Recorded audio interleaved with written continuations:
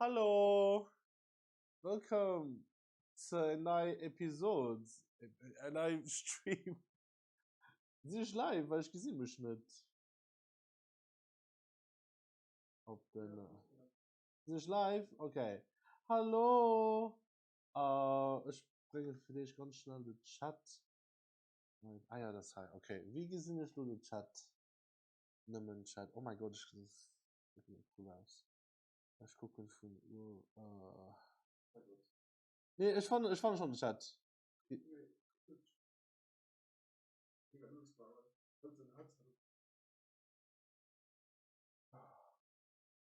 Wo ist denn? Ich fand den Chat. Hallo. Oh mein Gott, ist Conny. Hallo Conny.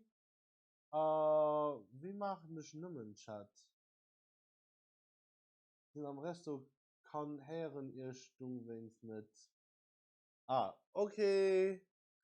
Ich und dich. Yeah. Kannst du Spruch machen. Filter Mode. I love you too. Okay. Moin alle guten. Merci, dass ihr angeschaut seid.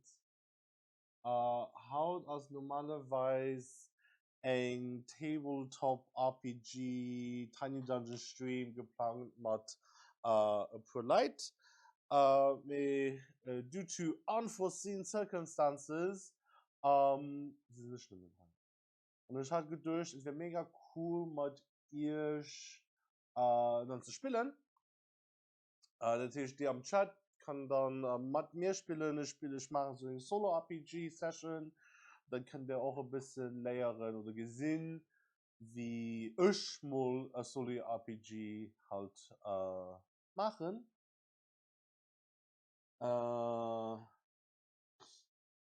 Ja. Das heißt, ich meine, wir können dann, I guess, anfangen mit dem Character Sheet. Und das ist auch die allererste Kette, dass ich allein am Stream sind. So viel gesehen, wie das so wie das ist. Okay, dann gehen wir ein Kehr auf ein cooles Dokument. Und du siehst da dann auch, ich bin nur 10 Modo. Hallo! Oh mein Gott, ich bin 3 Modo! Oh mein Gott, ich bin 4 Modo! Okay. Also halt Solo RPG One-Shot. Ich bin ein Character Sheet, und das ist am Anfang von Tiny Dungeon 2nd Edition. Nicht D&D. Nee, das ist Tiny Dungeon. Als Num. Was für ein Num?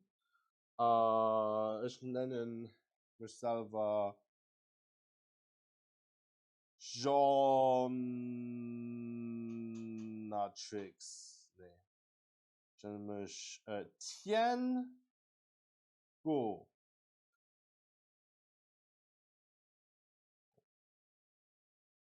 Tiango. Tiango. Und mein Heritage aus. Oh mein Gott. Alle Guten, den kann rausfahren. Es kann gestern, wenn mein Heritage ausgewinnt, 5 Euro. Das sind auch. Lo and behold.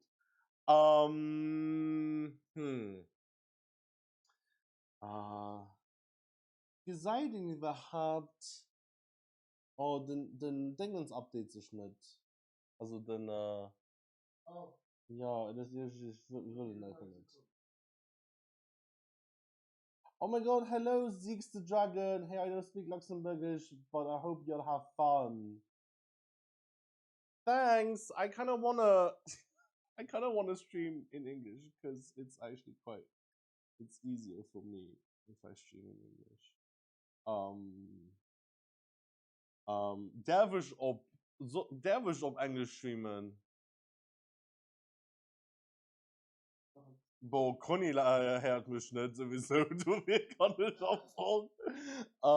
You know what? Fuck it. I'm gonna do it. No, I'm gonna do it in English.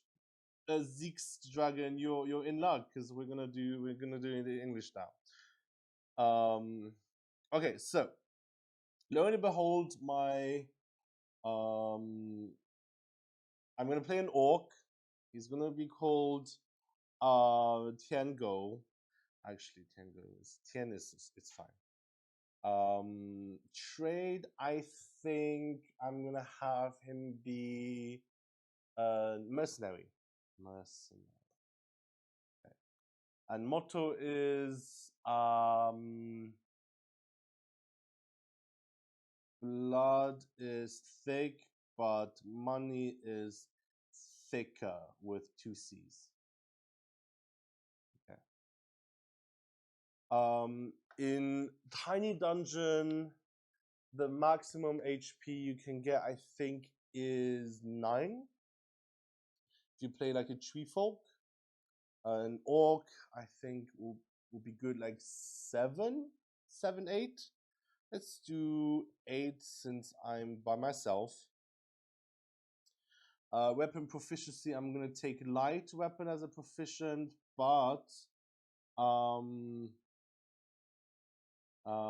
going to use a, okay, I already have a great axe for one of my other characters, so I'm gonna do a what do you call it? Warhammer? Oh my god, Warhammer 40k! No, how do you call, what's those great hammers? Great hammer? Is it called great hammer? Oh, that's so boring. Okay, I'm gonna do great hammer. Nah, it's okay. I just came by to say hi. I have a project for Sunday, so I am quite busy. Okay, cool. Well, hello. We're back. Great. So, I started solo RPGing during COVID. That was like ages ago. It was like what? 5 years? No, more than 5 years. 6 years. What year are we? 25. Oh my god. So like, so I think 6 years. And it was really cool. A solo RPG was the first time I ever really had an encounter with RPGs. Never watched Roll20. I've never really gotten into D&D. But whenever I was stuck at home, I was like, hey, you know what? Maybe I could like write cool fantasy stories, but gamified. So, yeah, solo RPG. So, I like Tiny Dungeon, and I said this before, is because it's very simple. You know, it's quite, you know, the odds, and I've did a calculation. The odds, if you vary them between like disadvantage, advantage, normal tests with focus advantage, focus normal, focus disadvantage, and sometimes, you know, I like to say like, oh, you need a 6, so you can't have another number, so you have like a 6 only test, normal, disadvantage, and advantage. They have a pretty good distribution, so they range from 15, 30, 50, 75, and 88%, which is kind of like a good distribution. So it's not even. So it's much more pushed towards success. But for, you know, like you trade off a balanced-ish system with convenience. So that's why I also like it as well. What's also cool that I've learned, well, that not that I've learned, but that I've come across. My boyfriend, he showed me Mythic Game Emulator, which is super cool. I'm a huge fan. Dare I say, it might be even better than Tiny Dungeon. So Mythic GM Emulator has a little bit more steps. So you have much more ideas and concepts you need to be aware of. But I think as soon as you're familiar as soon as you familiarize yourself with those concepts, it's actually, I don't want to say easier, but it flows better, you know? For example, in Mythic GM Emulator, I don't know, man, I could bring up a little picture of that, but that's okay. We don't have to. You have to do it now. But with the Mythic GM Emulator, you have these ideas called threads. So what you do is there's a table and you put in story ideas, and that's your thread. You know, if you think about like sewing, that's the line that your story will have. You know, they have to go through. And so sometimes you have to roll on random events, and you can use your thread table, for example. You can also use a random events table, for example, which gives the game much more of a randomness. Because Tiny Dungeon, it's simple, it's convenient, but you still have to do, as a solo RPG player, most of the heavy lifting. You know, with as a game master, if I'm using Tiny Dungeon with other players, it's great. I would not use the Game Master emulator because I'm there. But for solo RPG, I feel like there's too much freedom in Tiny Dungeon, and sometimes I get stuck. So I like to use Mythic Game Master Emulator, second edition. I mean, I think it's really worth investing in the PDF. They have like what? They have more than 30 pages of random tables that you can use to kind of help along your creative writing. They have a section where you can use Mythic GM as its own RPG system, because basically Mythic GM is like a systemless system, if that makes sense. Basically, you can use it with any system you like, whether it be Dungeons and Dragons, Pathfinder, Starfinder, same thing. Is Warhammer 40k also like an RPG? I guess. Call of Cthulhu, and in this case, Tiny Dungeons. So you can use that in tandem with other systems, which is great. Which we're gonna do today. Honestly, today is kind of more like a creative writing. Also, if there's anyone wat du niet als die kind Englisch schwätzt, wanneer je niet du kind Englisch schwätzt, schreib mal, wanneer steht, dann zit je ganz like op letzte Page. Wie viel Leute sind überhaupt? Who's there? Oh my god, hello Nightbot. You know who Nightbot is? Okay. It's a bot. Oh, cool. Thanks for being in the chat to get commands. Yeah, cool. So I guess we can kind of start. Yeah, can we start? Ah! Okay, we can start. So, whilst I'm still here working on the project while I listen to. Okay. Good luck with your project. In Tiny Dungeon, you have traits, and I've picked my 3 favorite traits because those are the traits I usually go with. I have Berserker. Berserker means if I attack, I can choose the attack with disadvantage, and I make like I do 1 additional damage if I do succeed. Cleave is if I hit an enemy and its HP goes to 0, I can make an additional attack at disadvantage. And then I have the trait strong, so I get advantage for tests that involve like physical feats. My weapon proficiency, so the weapons I can use 2 die to roll are light, and my master's weapon is a warhammer, not 40k. Because imagine I'm just like throwing little figurines of warhammer at my enemies. Anyway, okay. I have HP, health points. I have 8. I think I should do like total 8, and then whenever we're playing here, I can tally up with the zeros. Yeah. I'm an orc. His job or his profession, he's a mercenary, and his motto is "Blood is thick, but money is thicker."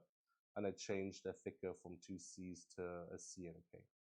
And his name is Tian. Okay. God, I'm really nervous. Okay, so usually whenever I start, I like to roll on my crest. And I like to start in medias res, in the middle of an action.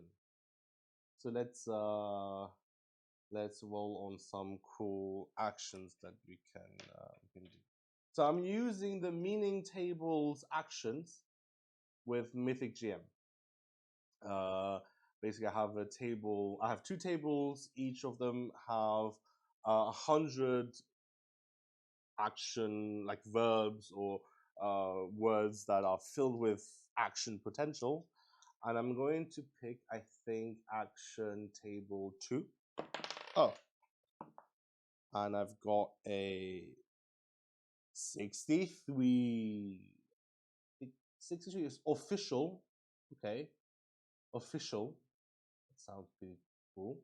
And then I'm going to go to the descriptor table. I'm going to do descriptor table 1. And got 34. 34 is fiercely and official.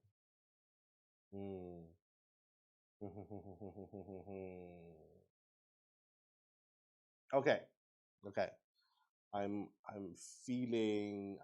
thinking assassination attempt. Okay, assassination attempt gone wrong. My old character wanted to kill, was tasked to kill a high-ranking general, but being a high-ranking general, he actually noticed me sneaking into his quarters and trying to like murder him, and we're, I think, in the middle of a fight. So basically I'm going to write a so I finished my character sheet, and then now I'm going to write here, this is going to be a plot.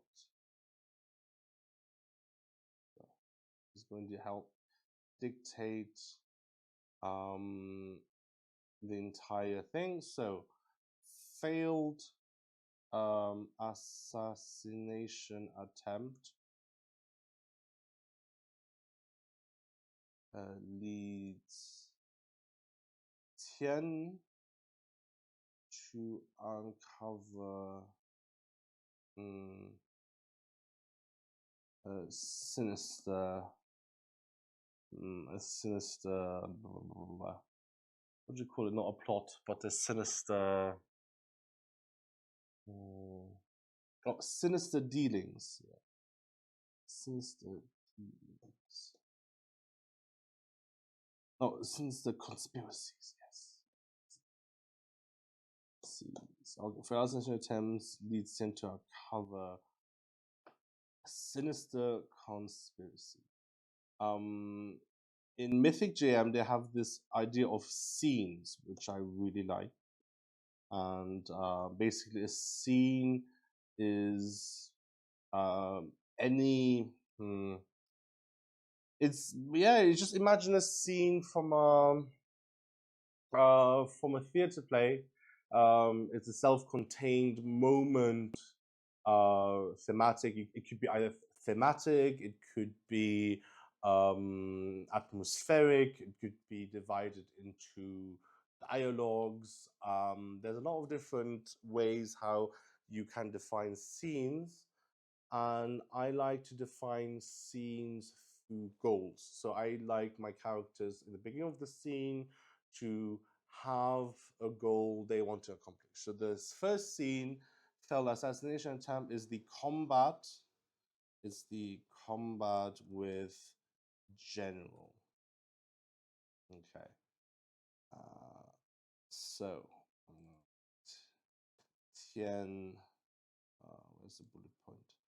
Also, one of the biggest pitfalls, at least for me in the beginning, whenever I started solo RPG, was I used to start writing paragraphs after paragraphs of like descriptions, and so instead of actually playing the game, I spend more time kind of writing a story, which is not the whole idea of, for me at least, not the whole idea of solo RPG.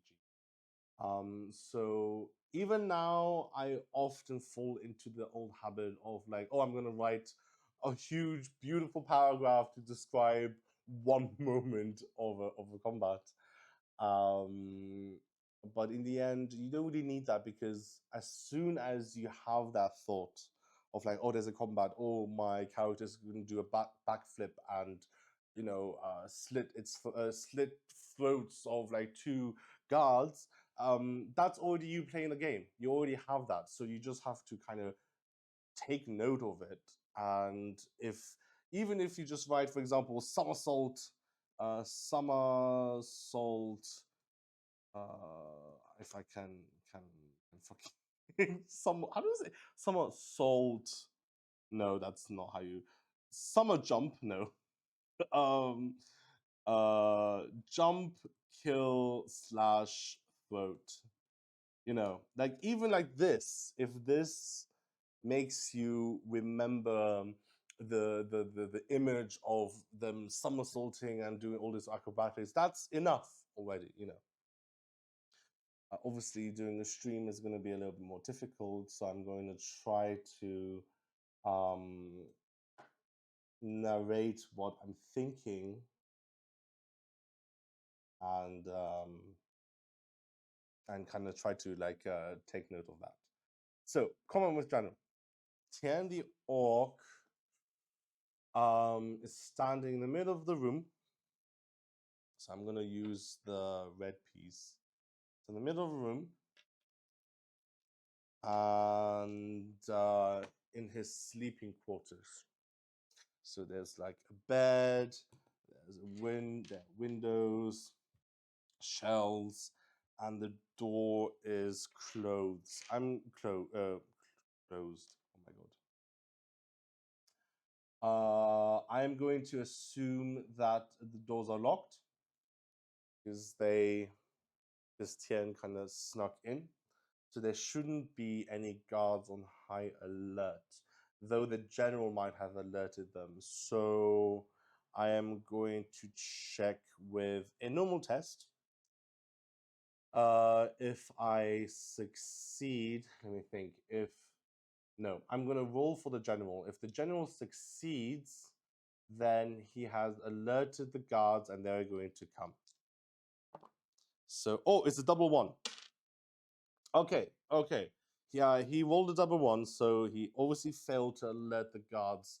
I like the double ones because it means it's a critical failure in my books. So he is probably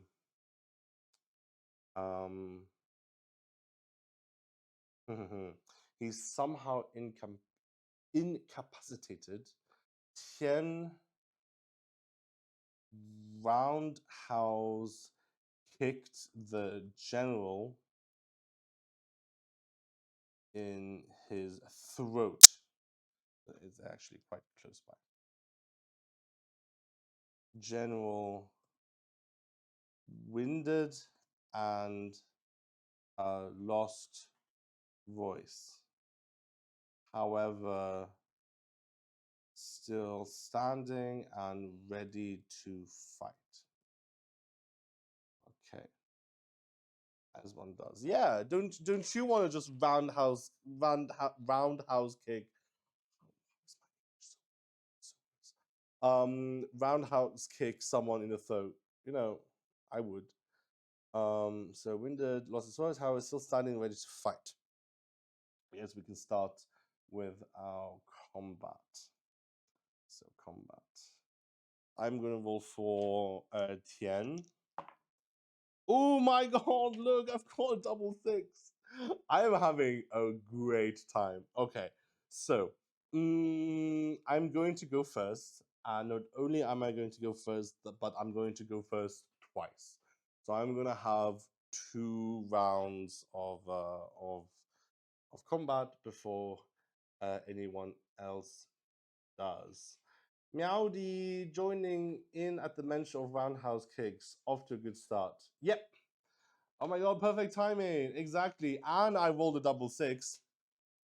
Which is kind of, I think the dice are telling me, oh, the general rolled a double 1, which means don't forget you have like extra advantages. So, combat. I am going to so Tian had kicked him. He's going to focus. He's going to take 1 action point to focus, and then he's going to use his berserk trait to attack the general. And it's a 6. Great. So, general HP is at. Let's say is that 4. Wait. So in tiny dungeon, they have this really neat chart where they tell you, oh, you know, an enemy with 1 HP is like fodder, you know, and 2 to 3 or 2 to 4, that's like an easy enemy, and I can scale it upwards or downwards depending on you know, how easy or how difficult I want to play. Just give me 1 second. I can check. Here, I think. Me thinks that giving them. Okay, so here medium 3 to 5. Okay, here's the high general. Here's a general. So I'm gonna give him 5. Okay, so I did hit him. So my attack succeeded, and it is a 6. And I used berserk, so they lose 3 HP down to 2. I'm gonna. That's the end of my turn. I'm gonna start my second turn. Why did I? Why did why did I roll? I rolled 2 3s. I don't know what that means. But I guess it doesn't mean anything because I didn't say what I want to do. So I'm going to again focus, and then I'm going to attack with my berserk again. No, just because I can. Ooh, okay. I rolled a 1. That's for me a critical failure. So as I'm trying to hit him with the hammer, the general grabs onto it and yanks it off, and the hammer flies. I'm going to say, does it fly out of the window? Ooh, that's a good question. I'm going to use a D100. 50-50. Okay, so under 50 it flies out of the window. Over 50 it doesn't fly out of the window. Oh, okay, it's a 23, so it does fly out of the window. So my weapon flew out of the window, it crashed. Other guards are definitely alerted by that sound. Fuck. Cool. Alrighty. Now it's the general's turn. He is going to, I assume he is. I assume he is proficient in hand-to-hand combat. So I'm going to use 3. And he did not succeed. Okay, so he's still quite winded and beaten up. The second time, cool. So he does succeed the second time, and current. Now Tian has 7 HP. Okay, so that was just 2 actions. Tian goes again, and he's just going to take out his. Oh, I didn't say what light weapon he has. You know what? He just has daggers. I'm gonna write it as equipment items. He has the daggers. 1 dagger. 1 dagger is fine. So he takes out his dagger and tries to slice and dice him. There's a 5 and a 4. Great. So he goes to 1. Does the general plead for his life? I'm going to assume is quite likely he pleads for his life. Oh my god, there's a Fanta! Fanta, do you want to eat the general? Okay. So I'm using Mythic GM. Mythic GM has this what do you call it? It's called Fate Chart. It's basically a table with D100 results, and you have these odds. So if you want to say, I think this is an impossible task, you look at impossible and it'll give you a number, and you have to roll under the number to succeed. So for example, does the general plead for his life? I think a smart general and a strategist knows when he is defeated. So I'm going to say it is nearly certain that he's going to plead for his life. As in, he's going to be like, hey, no, look, I can offer you something much more interesting. So here in the chart, for nearly certain, gives me 85. So I need to roll an 85 or less for it to succeed. And I have 48. Right, 48. So he does plead for his life. What does he say? What is that? He just goes like, oh,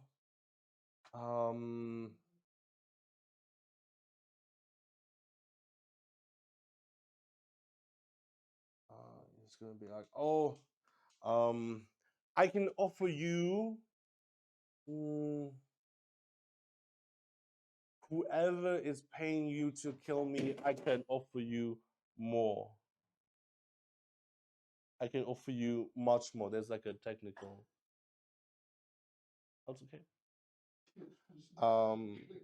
I can offer you more money. I think that would convince Tian. I think that would actually convince him. So, general offers more money to convince Tian. And Tian goes, interesting. Well, is he gonna bluff? He's gonna try and bluff. He's gonna bluff, and he's gonna say, well, I've been offered 500 gold coins to kill off a general. I mean, 500 is not a lot to kill off a general, honestly. I don't know. I mean, you're like destabilize the entire military group, like entire military. You're destabilizing. You're pissing off like royals and whatever. So I'm gonna say, oh, I've been tasked. No, I've been offered 1,000 gold and for you to offer me more. Does he take my bluff? Oof, I don't know. Let's see. I'm gonna do one. Oh, so I rolled a 5. Okay, so he does take my bluff. He does. When I shall offer you. Tian offers more money to Tian. He will offer 1,500 gold. Good. He goes. I don't know. So the plot is failed assassination attempt leads Tian to uncover sinister conspiracy. The general asks Tian who hired him. So after interrogating, Tian is informed that it was in fact the emperor's high advisor who tasked him to assassinate the general. Interesting. We have a new scene now since we finished that. Scene 1.2 would be, let's say, unraveling of the unraveling. Yeah, just the unraveling. Okay. So Tian is taken to a secure location inside the palace.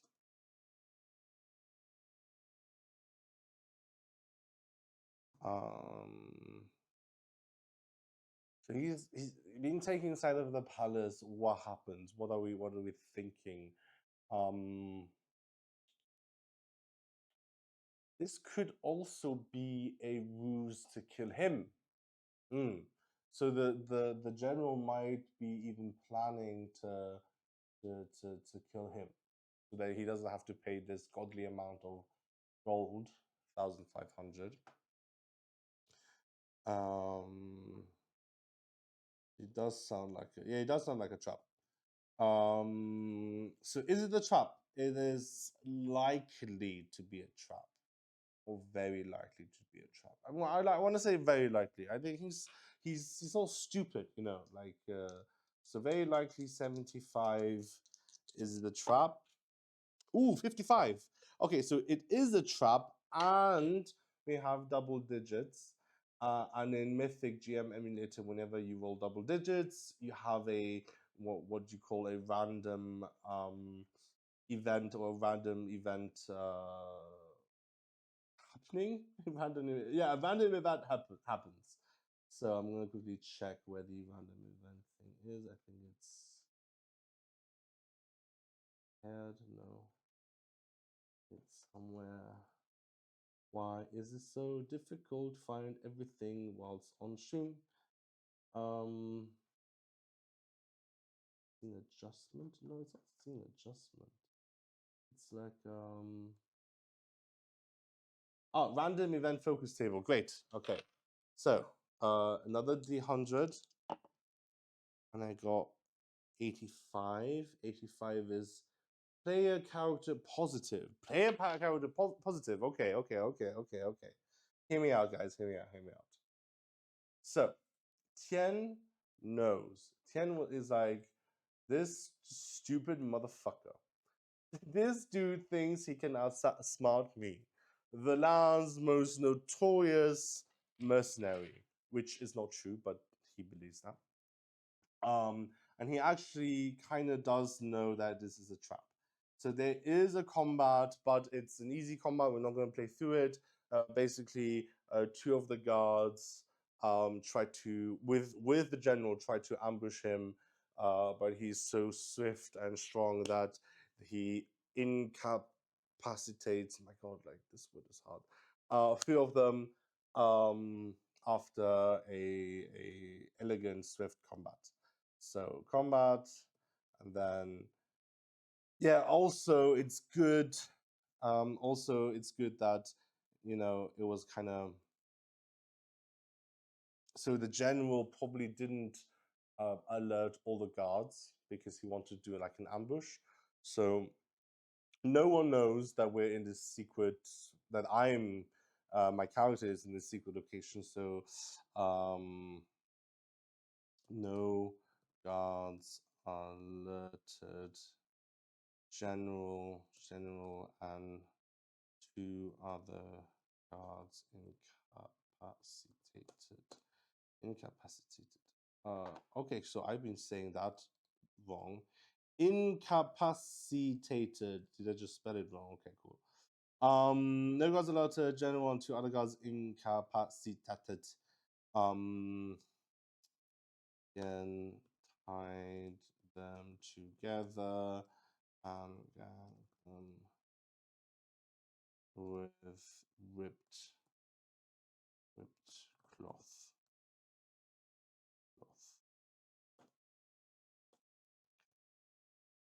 So he is now in this secret layer. I mean, secret location. It is like a dungeon. So he finds himself in a hallway close to the dungeon of the palace.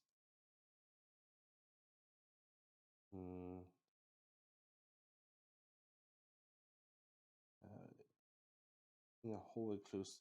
At the end of the hallway, there is nothing but darkness and the faint sound of water.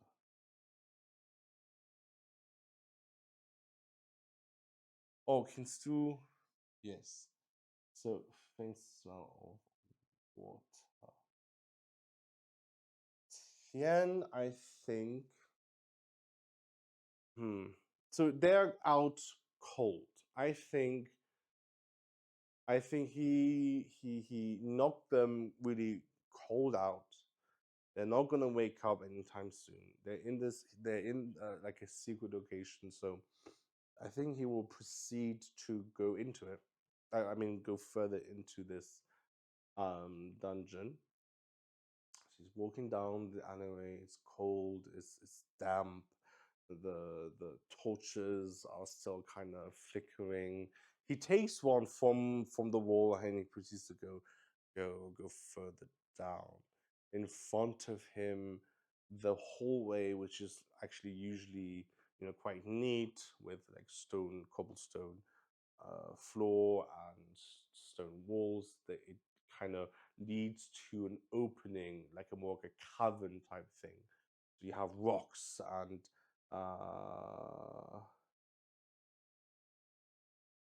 EG, huh?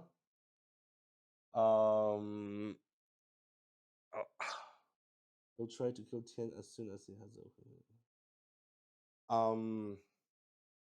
Yeah, so it opens to this like cave-like entrance. So Tian ends up at the mouth of a cave. Interesting. So there's a fucking cave in his palace. The Emperor's High Advisor actually hired Tian to kill the general. The general led him to this cavern. So I'm assuming that the general might actually be not as innocent as one might think.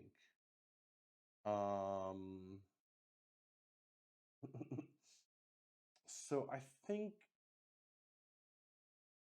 yeah, I think he's involved in some dark magic. He's involved in some dark magic. So we're gonna do some cool dungeon crawl. Oh my god, we're gonna do a dungeon crawl. Okay. Okay. I'm so into it. Okay, we're doing a dungeon crawl. So I have my cool trusty poker deck here. And what we're gonna do is we're gonna use the poker deck to build a dungeon. Okay, I'm gonna take out first of all the hard cards. Oh no, actually, everything below a 10 of hearts I'm gonna take out. So I'm gonna take out everything that's below a 10 of hearts, because hard cards are going to be places in the dungeon that's gonna give us some respite, some health, some safety. Okay, that's gonna go down. We're gonna also take out all we're gonna take out all of the cloves. No, we're gonna take out all of the diamonds except for the face cards and the yeah, except for the face cards. So even the ace they go away. So those are going to be our treasure reward rooms where we can find interesting objects.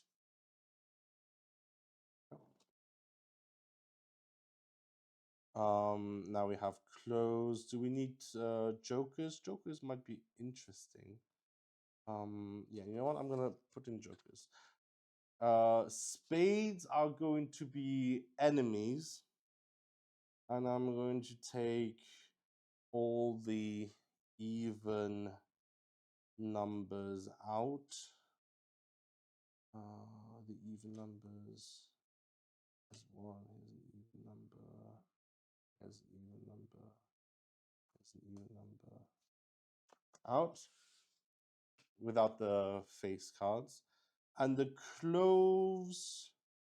I think the cloves, they can be. What could the cloves be? So we have something to help us. So the hearts are going to help us. The diamonds are going to give us rewards, or like, you know, interesting places. The spades are enemies. The cloves could be helping us understand what's going on.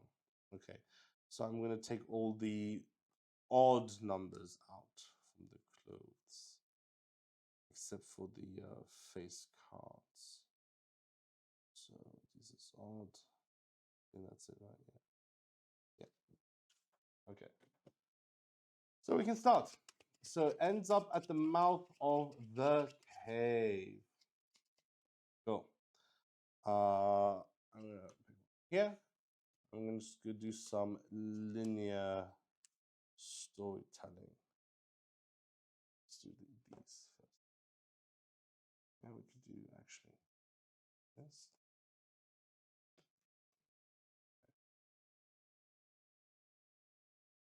Okay, let's see. He goes into he enters the first, yes, room, or the first location of the cave. Okay, let's go and have a look. First one is King of Hearts. Great. The fuck? Oh, this is a new scene. I'm gonna put a new scene here. The unraveling. Yeah, unraveling of the fucking the cave, the descent, which is also a movie. The Descent. And in the mouth of cave, he enters the first location of a cave. I'm just the King of Hearts. King of Hearts. So there's a large fountain. There's a large fountain in the middle of the cave, and it looks quite ceremonial. It smells sweet. This fountain smells sweet. He goes and he takes a sip and it heals him. So we're back at 8. Before we were at 7. It heals him. So there we have a fountain of healing. What else could we also find there? This is the King of Hearts, so it's even there. It's not just some healing thing. It's not like a 10 or a Jack. It's King and Ace. So I'm gonna say that there is also some potions. Potions. I'm gonna do. Let's say I'm gonna roll a d10 and half it. Okay, this is a 0, so it's a 10. Half it is 5. 5 potions times 5. So heal for 2 HP. So what did I miss? Hi, Vraskr. Thanks for popping by. What did you miss? Well, we're playing an orc character. Well, I don't know what you missed. Did you just come here? We're playing a solo RPG session based on Tiny Dungeon. If you wanna roundhouse kicks, yeah, we also roundhouse kicked a military general in the throat, who then offered us more money to spare him, and then afterwards he led us to a secret location in the palace to ambush us. But we're super cool and we're super good at our job that we actually noticed his attempt and incapacitated him. What else did you miss? You also missed me rambling about how I got into solo RPG and the character creation. Ooh, yeah, it is Tiny Dungeon. So I don't know if you do know how Tiny Dungeon is played. Vrask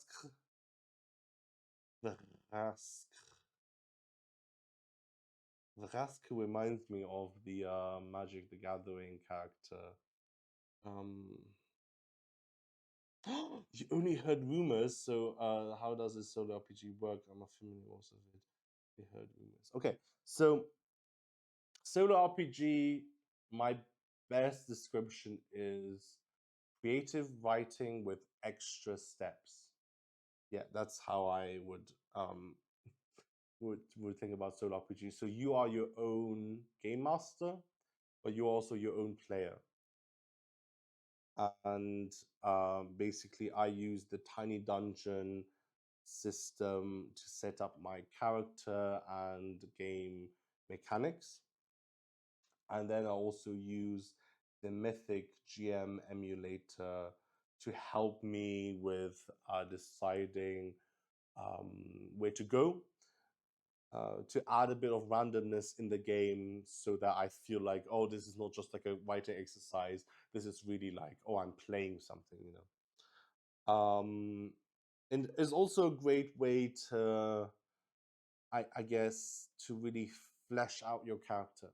You know, if you have, you know, if you really like your D&D character or your Tiny Dungeon character or whatever, sometimes it is intimidating to go to a group and be like, oh, I want to do this, and this is my character, and my character does this and this and this and that, because you're playing with other people and you have to play nice, you have to play as a group. And the solo RPG is also a great way to kind of flesh out your character in your own mind. Does that make sense? I hope it does. So yeah, so that's what you missed. So at the moment we're in scene 1.3. We fought a general. He tried to ambush us, and now following this hallway that he brought us to, we ended up inside of a cave. And now we are going through the cave. We're fighting. We're making our way through the cave. and trying to understand what is actually happening in this palace. Yeah, makes sense, Vraskre? Anyway, so we were in the first room, and our heart cards are the cards that will give us health, that will support us, that will give us some benefit.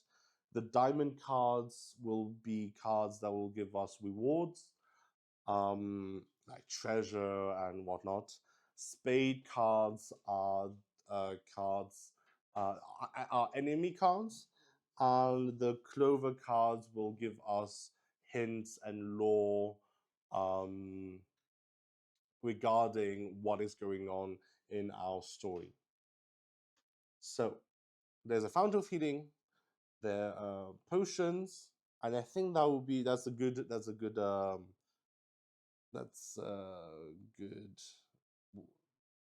point to kind of continue.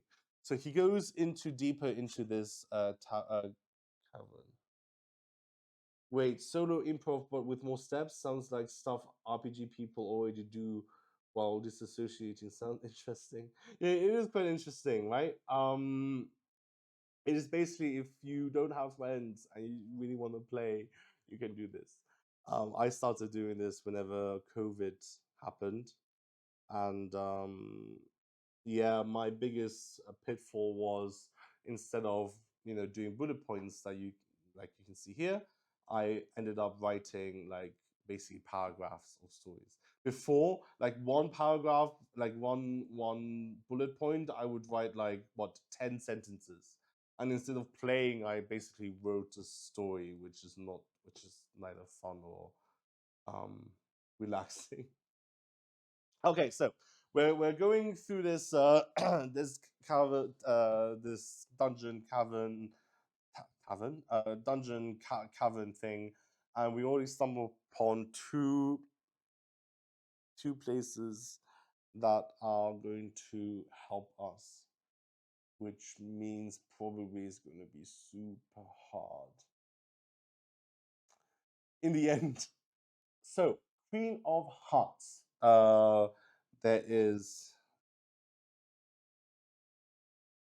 enters a large, I'm going to say antechamber. Queen of Hearts. And there he finds, so there's an antechamber. You have these big pillars, a nice red carpet leading to a stone door, like a portal arc thing that is closed, and around the arcs you have runes. On the wall you have, oh, we lost our warhammer. Great, you know what, we're gonna get a warhammer because ours too it got thrown out of the window, so we got that back. Okay, great. So I think that's a good use of the Queen of Hearts. Maybe the cards do know what the fuck they're doing and actually be like, hey, dude, you forgot something. So we found a Warhammer that was hanging on the wall. So I'm going to use that. And then we are trying to enter this door. And as we enter the door, we found, what do we find? Here's a Queen of Diamonds. We are getting super good cards, which means it's going to be super difficult later on. Okay, so as we enter the next chamber, it is in fact a library of sorts. It's a library of sorts. So we enter. Tian enters a library. It's a Queen of Diamonds. There he finds scrolls, magical scrolls, diamonds.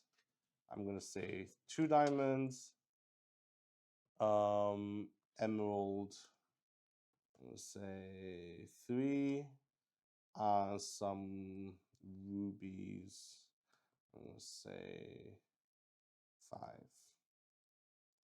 That's what he finds. Oh nee, wordt dat gekatst? Oh no. Okay, cool. Okay. What else? So there's a library. It's a secret location, so there might be even like some hidden knowledge, hidden forbidden knowledge. I'm gonna find also a wand. Who knows? Whatever that one does, we'll find out. Next, ooh, a Jack of Spades. So let's say that as soon as Tian takes hold of the wand, the earth quakes. No, not the earth. Yes, the earth quakes. Books fall from the shelves, and there is this foggy darkness that's starting to envelop the library. Okay, so I'm gonna have as soon as Tian takes the wand, black smoke envelops. Is this right? Am I spelling this right? Envelops the room. So it's the Jack of Spades. We have a combat. I think it's a combat. It's very likely to be a combat. It's very likely to be like some sort of magical combat. Let's have a look. Let's ask first, is it combat? Is going to be I think it's very likely that it is a combat. Very likely is a 75 or less. Ooh, it's 98. Okay, so it's not combat, and it's an exceptional no. So it's not combat. What is it? It's a trap. It's a trap. So the wand is quite powerful, and it's trapping us in.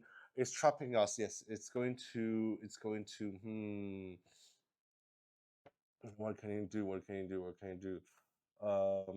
So the fog is closing in on us. So it's not an attack.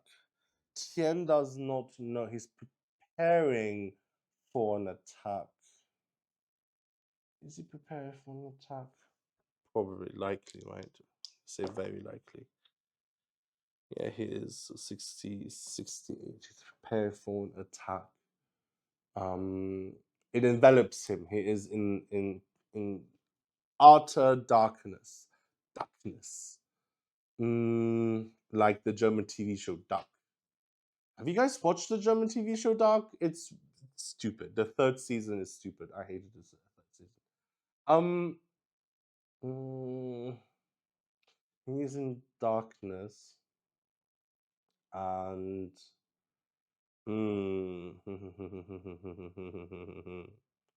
he's in darkness, and he sees. Okay. As soon as he is in this darkness, the wand lights up.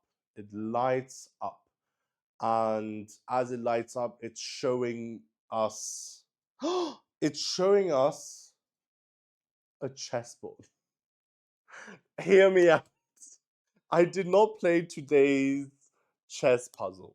So it could be that the trap is going to be a chess puzzle. And if I fail, then I lose half of my health. Yeah, I'm gonna say that.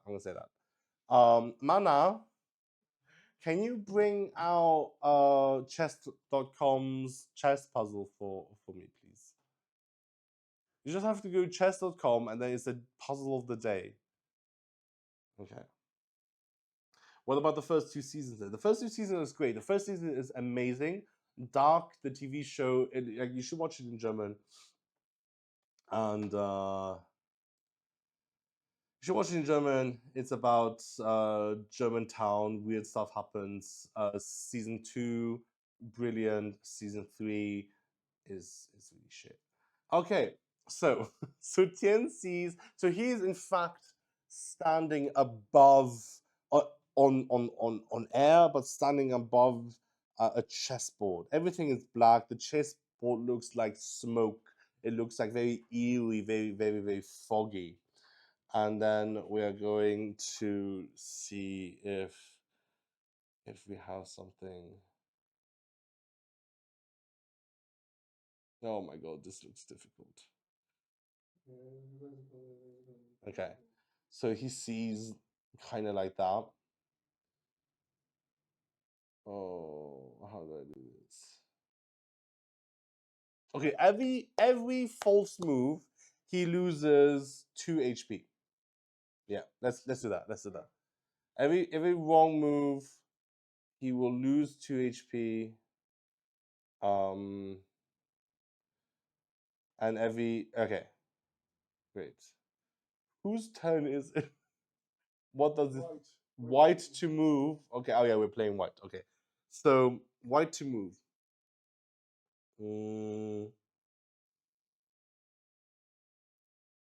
I really don't know. Am I sacking something? Am I going to sacrifice something? Oh no, he's got to sacrifice himself. I could go. I could go rook e5 to takes on e7. Wait, no, not that one. It's okay. No, no. I didn't look it in it. No, I didn't look it in it. Wait, no, stop. No, stop.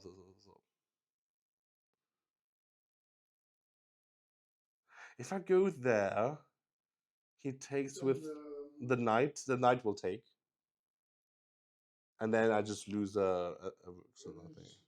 I just lose a thing. Okay, cool. So that doesn't work.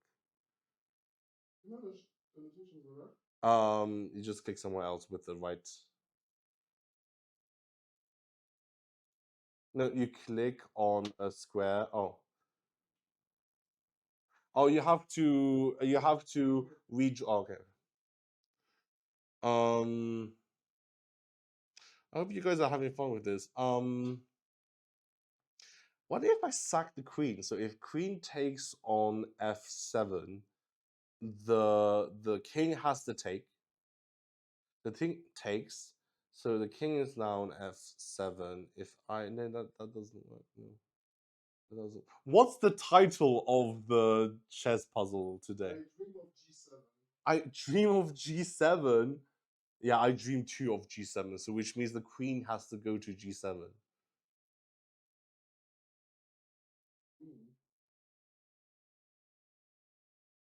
Oh, maybe I do have to sack the rook. Okay, rook e5 to e7. Yeah, I'm gonna lock it in. Yeah, do it. Oh no, okay, wait. I need to write this down. So I lost. So he lost 2 HP. We're at 6 now. Holy shit. Okay. Yeah, 2 out of I'm gonna lose 1. Just 1. Okay. Well, that's just my pride. Okay, so rook takes does not work.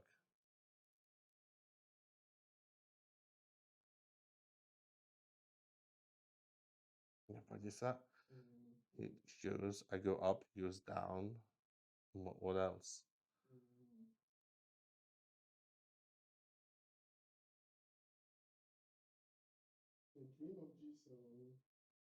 What if? Okay, so what if? Put the bishop on g7.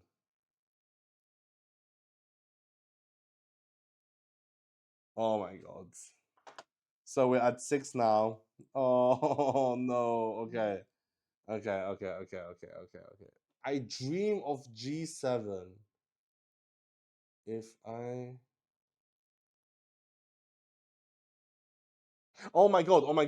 Queen to f6. No, stop. Sorry. No. Sorry. Take f6. Oh yes. Okay. Rook takes knight. Rook e5 to d5. Yes. Okay. And now queen to f6. Up 2. up to. Yes, there. Exactly. Don't take anything. Yes, yes. Now rook goes up. Rook e1 to rook e8. So my rook down goes all the way up. Yes. Awesome. Okay, yay. So we are okay, that was God. That was cool. That was a cool puzzle. Okay. So congrats. Thank you. So comeback was chess. They dream of, what was it, G7? They dream of G7. Queen sack. No. Dream of G7. That was cool. So as the dust settles, Tian is back in the library. Tian is back in the library, and he proceeds to go to the next room. Now, did he actually find out what the wand does? What does the wand do? Let's, okay, does he find out what it does? I'm going to say very unlikely. So very unlikely is 25. So I need to roll a 25 or less for him to actually figure out something. Ooh, oh no. Okay, I got 51. So no, he does not know what the fuck is happening, which makes sense. Next room. Let's see. Next room is oh, king of spades. Oh my god, king of spades. So as he enters the next room, it's going to be like a I'm gonna say it's like a feeding pit. Feeding pit. Do you call that, or am I just making up words at the moment? Feeding pit. No, I just made up.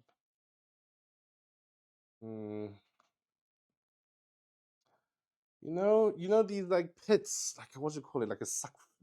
Where you have lions, and like in like in ancient Rome, they used to have like a colosseum basically, but.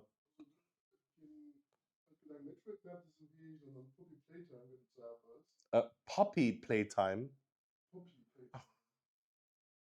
Okay, I'm just seeing what I want here. Okay.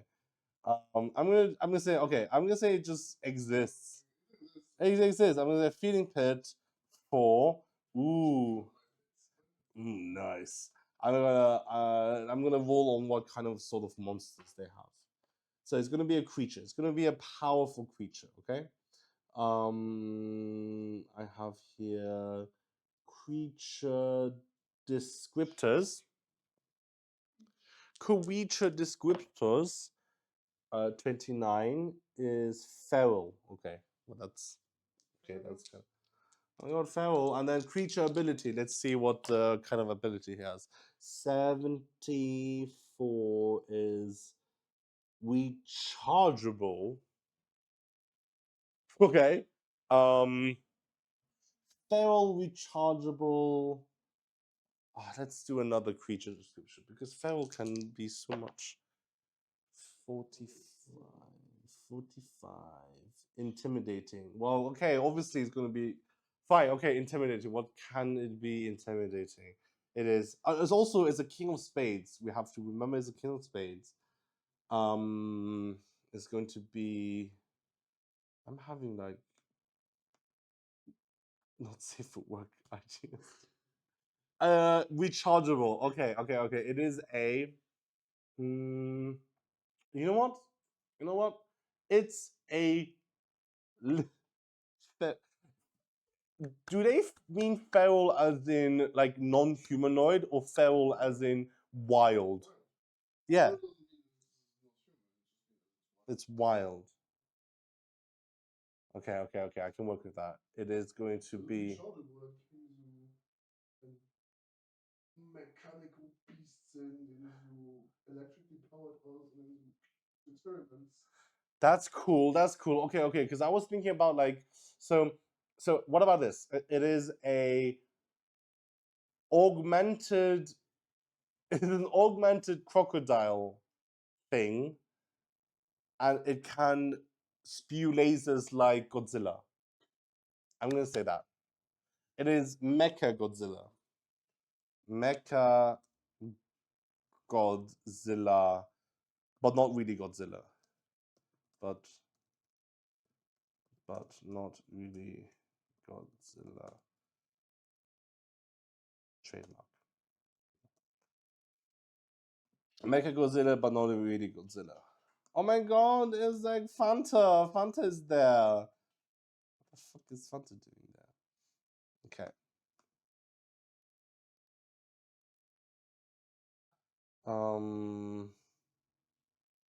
There's a Mega Godzilla. Blah, blah, blah, blah, blah, blah. We're gonna do combat. And a Mecha Godzilla is going to have. I mean, he is a pretty big thing. Mecha Godzilla.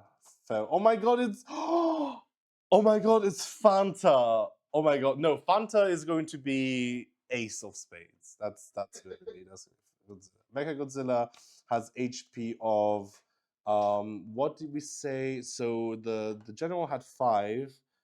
High is 6 to 8, and heroic is 9 to 14. Oh my god, no, there's no fucking way. 9. Let's just be rolling dice. I'm gonna say 8. I'm gonna say 8. 8 is fine. Okay, so let's. I guess we're gonna start. It's intimidating. So I'm gonna just be rolling 1d6 to see if I go first. I rolled a 5, so actually I am going first. Oh my god, you made me think Fanta. That's an automatic loss. Yeah, that's kind of already game over. I hope I don't get that. So we're at. Oh my god, papers. Okay. So there's this mechanized crocodile thing on 2 legs, charging at Tian, and he focuses and readies his warhammer. Focuses and ready his warhammer. Bloop. Cool. So there's double 4, and a 2. So does 2 damage. It's at 6. I did a focus and also attack. So now it's Mecha Godzilla's turn. They will attack with a beam. That beam will do 2 damage, and it is rechargeable. Okay. So first attacks. Ooh. Okay. So there is a 6. So I am at 4.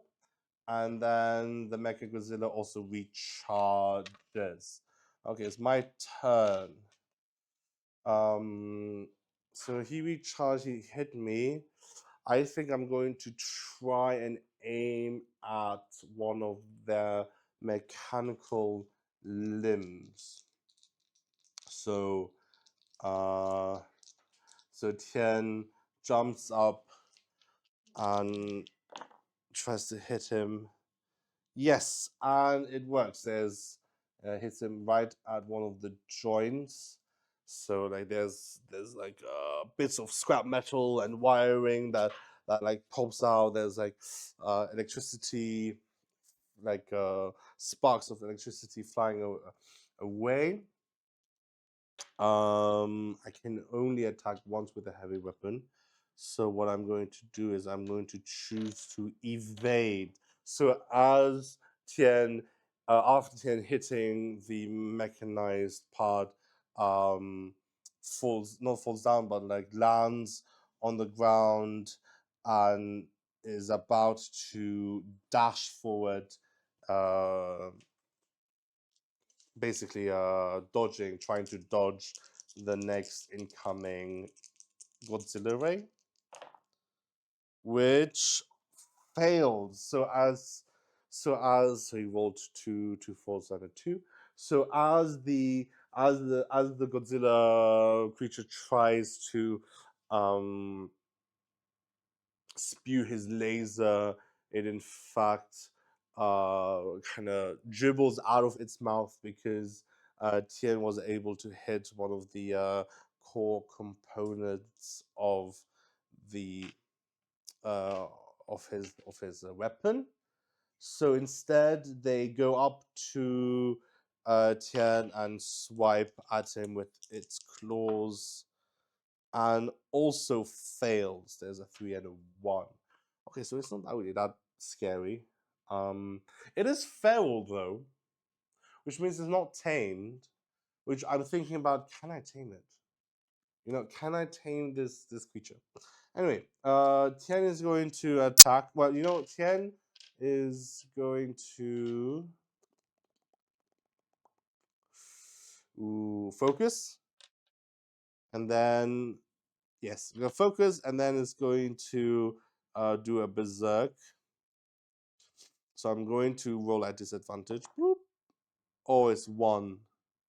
Oh god, it's 1. Why do I pick berserker when it doesn't work? Okay, so I rolled a 1, which means I fucked up.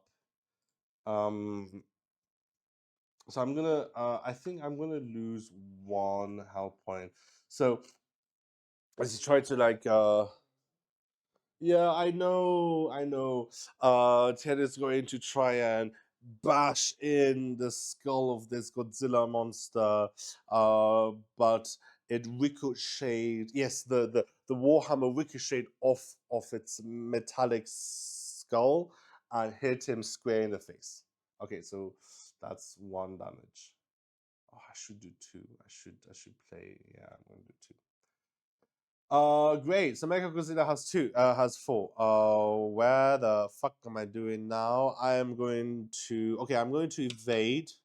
I'm going to evade and see what happens next. The Mechagodzilla. Gets a second wind, stands up, and tries to swipe at me again. It's a 6 and a 3. Okay, so oh my god. So he successfully swiped me across the face. He is really much at the brink of death. That's a swipe. Oh wait, no. I tried to evade. So he hit me. Forgot about that. So he hit me, and I can roll 1d6, and if I succeed, nothing hits. Cool, it's a 3, so it actually does hit. Okay, great. Why do I do this to myself? Okay. Tries to do it again. Oh no. Yeah, I mean he's so stupid. Yeah, come on. Okay. Yes! It's a 4 and a 1. Look, it's a 4 and a 1. I'm not even like, do you see? I don't know, do you see? It's 4 and 1. Okay, so he doesn't hit. Haha, suck it, bitch. I live. Tried to hit me, and Tian just kind of dodges away. Actually, it was like, you know, like those comedy action films where like, oh, I'm gonna hit you. I was like, oh no, you nearly hit my penis because like it's between my legs. So that's what happened. Yeah, you know, like where they're like, oh, and then they you know, like they pull their legs away, and the blade is like by their groin. It's like, oh no, it's so funny because you nearly hit them. Anyway, I'm gonna use an action to drink a potion. I'm gonna use 2 actions to drink 2 potions. So before I had 5. Let me Berserk. No, we're not doing Berserk anymore.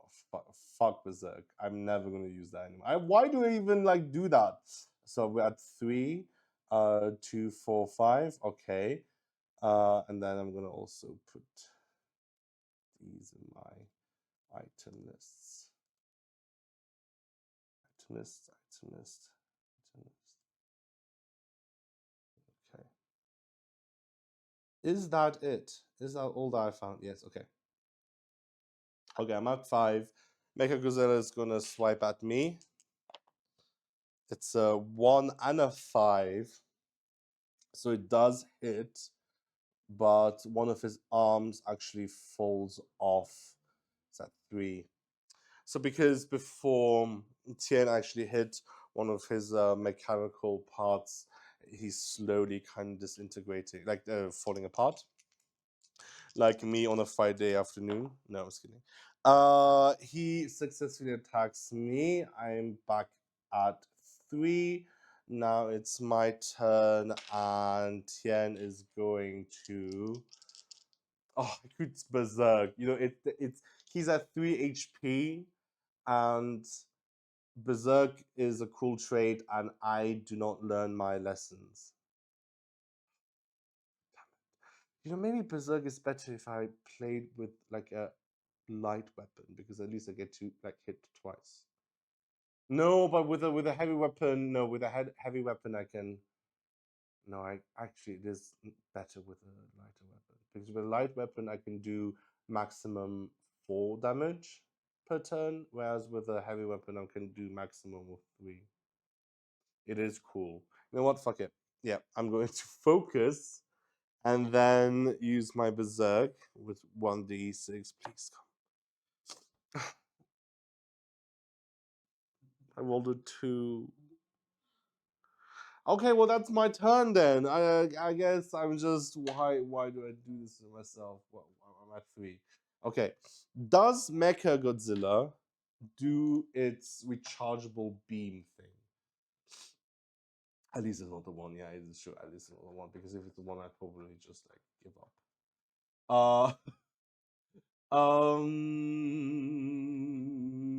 Okay, so does Mechagodzilla do its laser thing? I'm gonna say it's very unlikely. Very unlikely is 25. So 1 out of 4. Right? Yeah. So let's see. It's 70. 70 is a no. Is it an exceptional no? No. Okay, so it's just no. Okay, good. So it's just swiping me. It's just going to swipe me again, using its big crocodile claws. There's a 3 and a 1. Okay, so that doesn't happen. Tries to claw at me again. We have a 3 and a 2. That doesn't happen. I am going to focus and fucking go berserk, because I want to have a cool ending to this fight. And yes, it's a 6.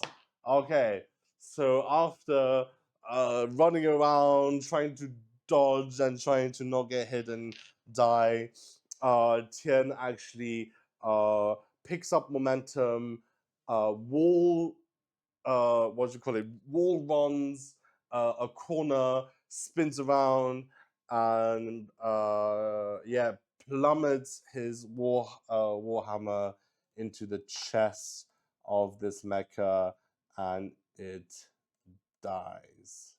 Yay! We survived Mecha Godzilla. I am at 3 potions, 3 health. I'm gonna use 2 to heal. I am at 7. Wait, no. Wait. Yeah, I'm at 7. Yeah. Oh my god, I can't count anymore. I need to go back to kindergarten. Okay, so we're free from the feeding pit. The gates open and reveals the next room to be a 10 of hearts. Thank you, Lord. Thank you, Lord. We have a 10 of hearts. Okay. Okay. Well, I shouldn't have used my potions then. Oh, okay. You know what? I need to be better at this. Why the fuck do I use my potions? Okay. So it's a feeding paper, and the next room is actually the layer, the laboratory where he was made. Okay, so Tian enters the laboratory where Mecha Godzilla was made. Inside he finds a healing potion, definitely, okay, but probably not more than 2. No more than 1. You know what? Okay. is it more than 2 going to be very unlikely? 94. 94 is an astounding no. So it's not more than 2. So it's not going to be 2, it's going to be 1. Okay, cool. So I have 1 healing potion. Find 1 healing potion, which I'm going to add there, which makes sense since I was being greedy. What else could we find there? It's a laboratory. They probably have scalpels. They probably have instruments, vials. Do they have poison? No, well, no, because poison is not something to help heal me. Since we rolled a 10 of hearts, I think that's good. 10 of hearts is a good low room. We're going to continue our adventure. So Tian finds a hidden door leading to. This was a 10 of hearts. Leading to 5 of spades. A chamber with small goblins.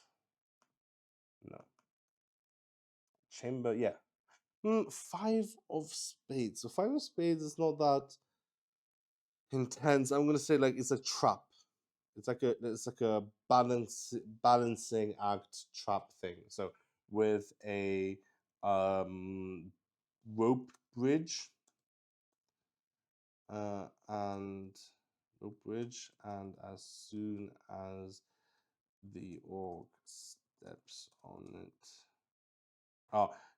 as soon as almost reaches halfway from the size, poison darts shoot out.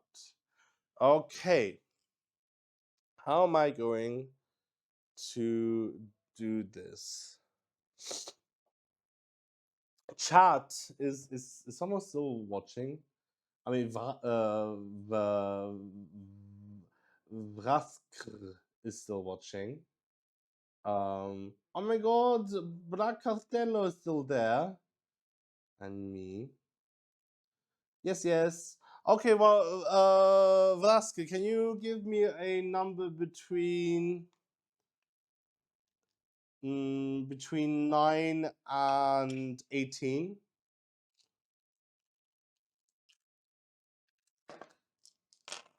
No, give me a number between 10 and 20. Yeah, so give me a number between 10 and 20. 3.5. Cool. I'm going to, can you give me a whole number, a natural number, a integer, an integer between 10 and 20, including 10 and 20? Ah! My nose, I need to blow my nose.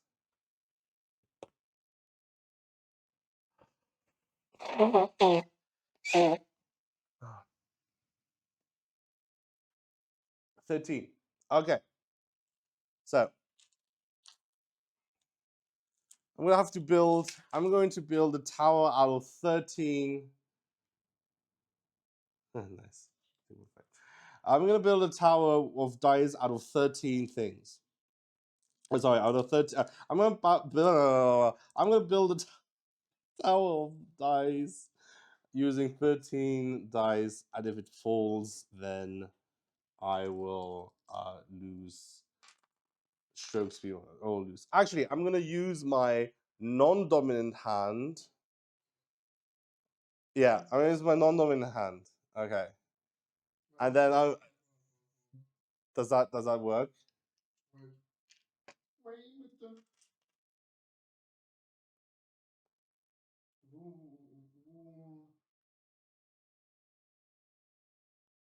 Okay, we'll do it here.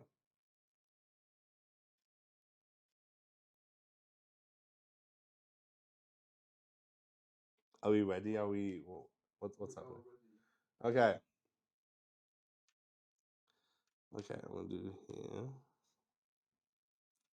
What? How many? Wait, 1, 2. Wait, I need to check. 1, 2, 3, 4, 5, 6, 7, 8, 9, 10, 11, 12, 13. Okay, 13 seems actually quite a lot.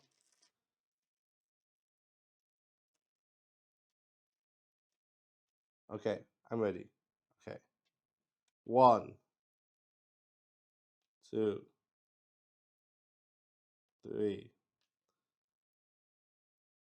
4. By the way, this is like, these are like tiny dice. Okay, so like you think like, oh, this is just like nothing. This is actually quite hard. I mean, not quite, but hard enough. 4. We're at 5 now. 5, 6. Oh my god, it's good. Oh my god. 6, 7. Oh fuck. Okay. Okay. What does that mean? What does it mean if I fall? I'm going to lose. Okay, I'm gonna lose 1, 2, 3, 4, 5, 6, 7. No, I'm not gonna lose fucking 7 points. No. What does it mean? Okay, I have 7 here, but I have 1, 2, 3, 4, 5, 6. Am I going to lose 6 points? Oh my god. Okay. It's either 7 or 6. Okay, but it's a 5. You see, like the challenge rating is a 5, so it cannot be that hard. So I'm gonna say half damage, half rounded down. So half of 7. Wait, no. Then it has to be. Yeah, but are we rounding it? Are we taking 7 or are we taking 6? Because if you're taking the 7, I stacked 7. So if yeah, half 6, it's 3. Okay, so I'm at 4. Okay. Oh. Yeah, because yeah, if I yeah, that makes more sense. The more I don't use, the more. Okay. Awesome. Thanks, Vraskre, for giving me 13 dice to stack. You see, it's actually quite hard. Okay, so I lose that. So Josh 2 down. So Tian nearly falls into the abyss, but catches himself on the ledge, taking a couple of poison darts.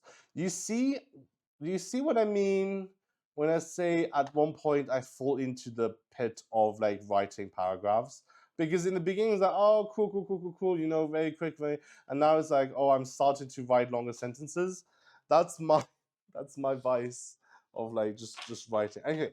Anyway, okay, so we're at where he crawls up the ledge, and what he sees is, oh my god, we have a Joker. Oh my god, we have a Joker card. What could that mean? What could that mean, guys? I think what it means is Vraskre can decide what will happen. Am I going to regret this decision? I think so. But whilst Vrask is debating or thinking about what could happen to our character, I'm going to also look at some interesting tables. We have a plot twist. I'm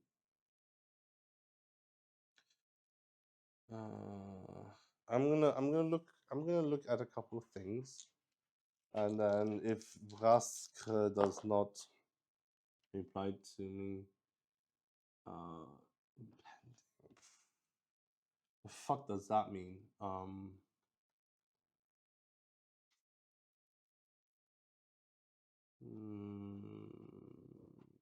Oh, that's cool. 69. 69. Nice. What that's boring. What does 69 say here in the plot twists? Power. Okay. 69 here. A few. No, the I'm gonna do like action. Let's see. That's a 9. 10. Nothing is really speaking to me. Nothing is like, you hear otherworldly voices beckoning you to do heinous things relating to your past. Beckoning you to do heinous things in my past. Okay. Okay, I'm the Joker. Okay, so we have a Joker. Ooh, okay. This is what I'm thinking. This is what I'm thinking. This is what I'm thinking. This is what I'm thinking. The general is part of a cult that is trying to summon an eldritch deity. Okay, so the further we go into this cave, the stronger the connection, or the stronger, the more power this deity has over us. And indeed, Tian starts hearing these otherworldly voices that ask me to do these heinous things related to my past. Okay, so obviously Tian has trauma because no one who wants to be a mercenary has had a good childhood. So I think he witnessed something. He witnessed something horrible. I think he witnessed like a sort of monster consuming his family and friends and all that is dear to him. And now the voices are beckoning him to also consume whoever is going to come in my way. The next person is going to come into my way. Does that make sense? Let's see. Does that make sense? What do we have? We have alien species. No, we have animal, adventure tone, cavern, character, combat,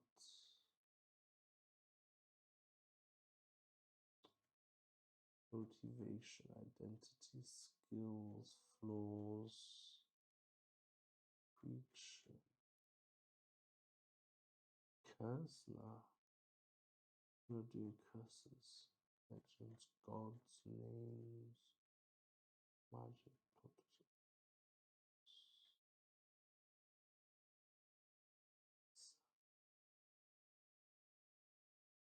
Okay, let's look at visions and dreams just to give us an idea if that does anything.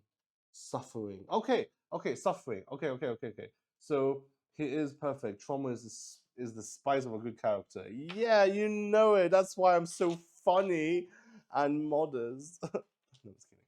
I'm kidding. Okay. So, character stand. So Tian hears otherworldly voices. Worldly, okay. Voices beckoning him to commit cannibalism. Yeah, to commit cannibalism and to consume living creatures. To consume living creatures. He tries to resist. He tries to resist. Does he succeed? I'm going to use a normal test. If he succeeds, there's a 5 and a 3. So he does succeed. I'm going to say that every time he encounters something or someone, he tries to resist. Okay. So that was Joker. That was the Black Joker. Okay. Right, we're gonna start anew. 1, 2, 3, 4, 5, 6, 7, 8. How many things do we have? Okay. Let's go. Oh, this is the ace of spades. We're gonna fight Fanta. Oh my god, we're gonna fight Fanta. So as soon as he enters the next room, there is a huge um petrified tree. Do you say that? Petrified. So a tree turned into stone. And the tree that is turned into stone is located in the middle of this like large dome-like cavern room, and above there is a tunnel, a sort of ceiling that is showing the night sky and from which the moonlight is shining through. From the tree emerges a gigantic, fiery, cat-like creature. Yes. Its fur is ember and its mouth has a foul smell because that's how Fanta smells. Okay, cool. So we're fighting. Oh my god, we're fighting Fanta. We're going to fight Fanta now. Cat-like creature. Yeah, Fanta is a cat-like creature because God knows she's not a cat. She's something else. Okay, so we're gonna fight Fanta now. So Tian sees petrified tree from which a cat-like creature with flames as for fur emerges. From which, yeah, emerges. Oh my god, I just got oh my god, that's super cute actually. Oh my god, that's really super cute. Sees a petrified tree from which it emerges. Okay, we're gonna do combat now. Combat. Do I have the urge to consume Fanta? Wait, that's like weirdly racist. Should I do that? Yeah. Let's resist. I resisted kinda. So I rolled a 5 and there's also a 1. So let's see how that. We'll just have to remember combat and then also resist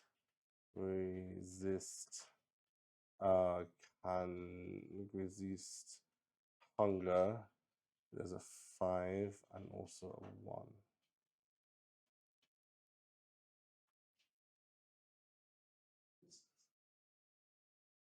Oh my god, are people smoking the devil's lettuce outside? Oh, okay. Oh my god, how am I going to. Okay, you know what? I'm going to fight the cat-like creature.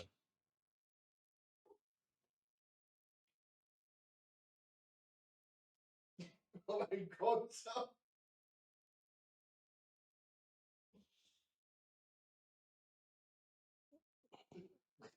Oh, it's okay. That's okay. Oh no.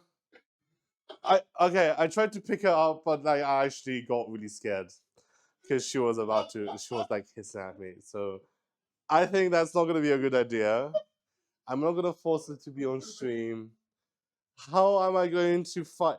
How am I going to make this an interesting fight? Because I don't want to be like just constantly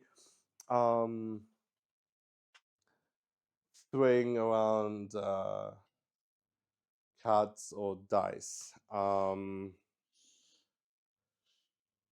Please. Just find it with them.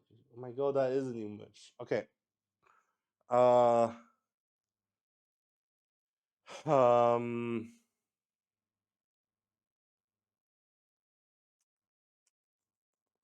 Okay. I don't know if Vraske is still watching, but you guys can decide a number between 10 and 20 again. Yeah, yeah. Decide a number between 10 and 20, and then we'll see how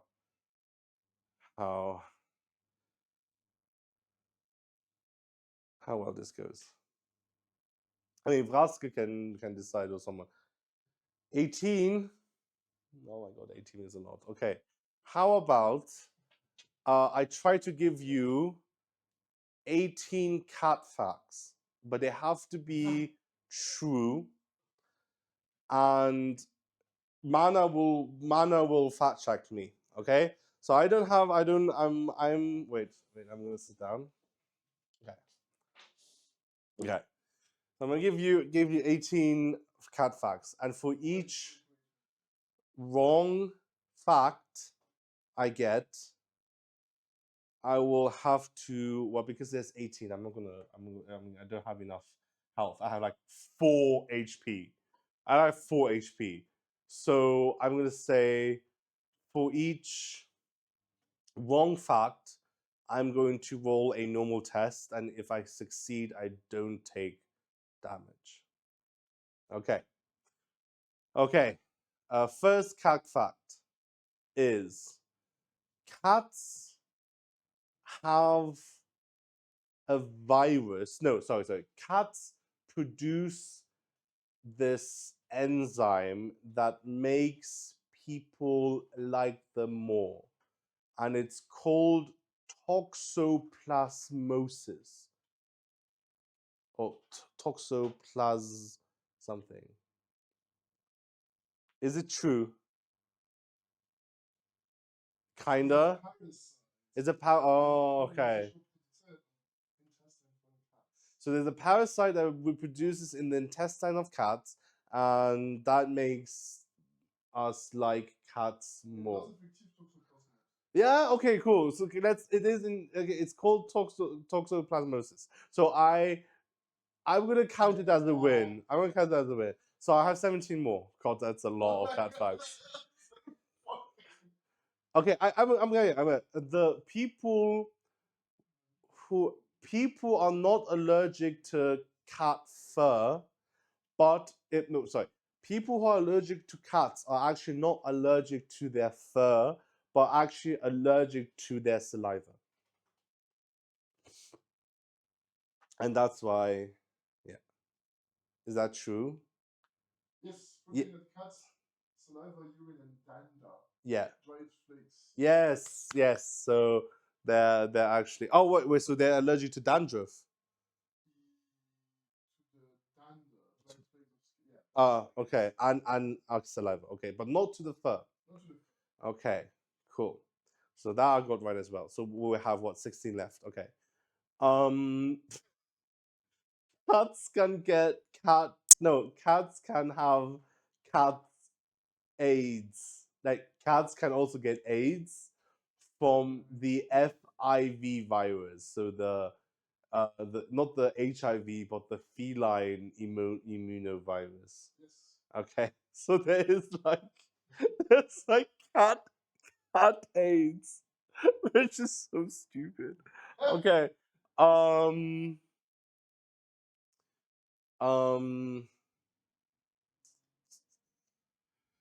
yeah, it doesn't have to be like domestic cats. It could be also like big cats. Huh? Like cat stuff. Okay, let's do cat stuff first. Okay. The biggest cat brand. So yeah, the biggest cat. No, not breeder. The biggest cat food brand is Felix.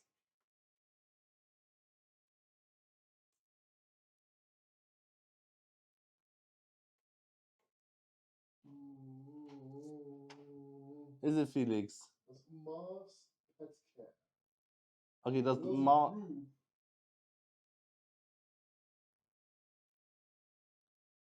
No, just write what brand, like what's the highest selling cat food brand?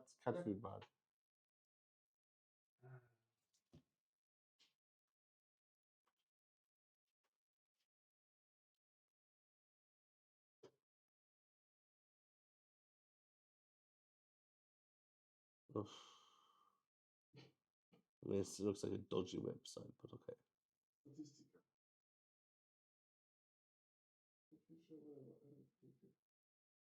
Oh, that's the UK thing. That's really cool. That's a really cool website, by the way. Is it Felix? Yes. Nice. Yeah, but in the United Kingdom. Well, that's okay. We're streaming in English, so that kind of counts. That kind of counts. Okay, how many to go? I forgot. 14. Oh my god, that's a lot. Okay, 14.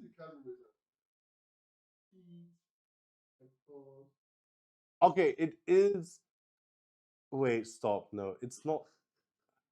It's a myth that cats always land on their paws. It's a myth.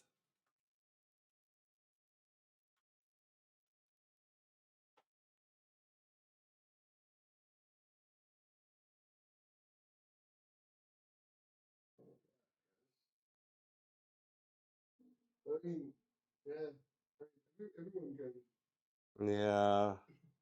Yeah, okay, let's count that. I don't wanna okay.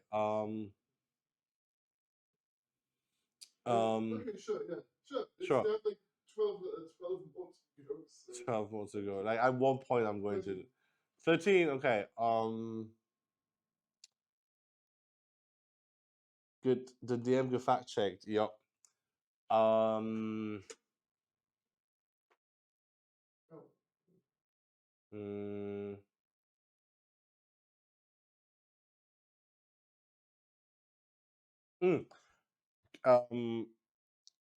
when feeding cats, their drink bowls should be far away from their eating bowl.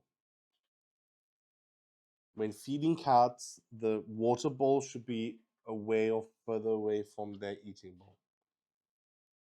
It's because the cats, like in the wild, whenever they're eating, they don't like to drink the water where their food is because they could be contaminated with that. Yeah, food particles can be in the bowl, and cats are unlikely to drink from water that has floating food in it. Yeah, because it's disgusting, which kind of mood. Okay. Cats can actually bark. Cats can bark? Yeah, cats can bark.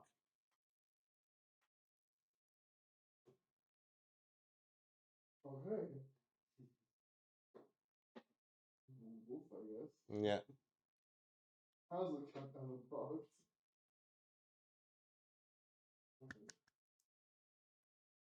Merci, Connie. Okay. Yeah, cats can bark. Yeah, they can super bark. Cats only meow. No, cats do not meow when communicating with each other. When they're adults. Yeah. So they only meow with humans because we find it really cute, and it's like, oh, look at how cute I am. But with like other cats, they don't meow. They'll be like, what the fuck? Okay. How many left? 10. 10 cat facts. I don't know if I know that many cat facts.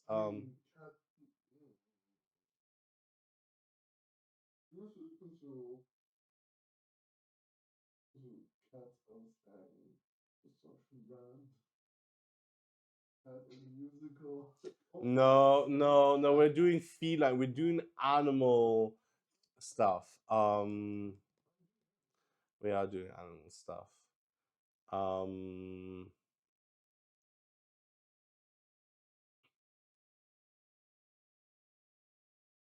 could just take 10 damage. No, I can't. I'm at 4. You can take half of 10. You can take 5 damage. Okay. Cats have slitted eyes because they are ambush predators. So they have like these thin eyes. So these like slitted eyes so that they can better see their prey in like low grassy. Oh, especially yes, especially in adult. Because calico cats are not things. No. That's a myth. Not all calico cats are females. There are calico cats that are calico cats that are male. That's a rare congenital disease, but there are calico cats that are male. Checkmate. Is it true? Yeah, it's true. It's not. Yeah, it is almost female though. So it's likely when you see a calico cat that it's girly, but wat de duivel hat fënnt verloren gemacht. Girl. Ich wollte halt am Stream so weise, mir hat es mich gefallen. So I have 9 more. Okay.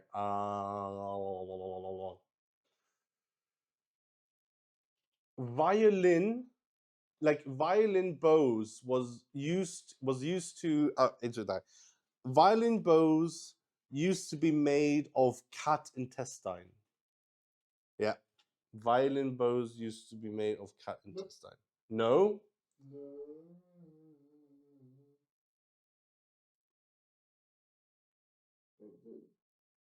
They say no. They never made by Tony's okay. That's Tony's.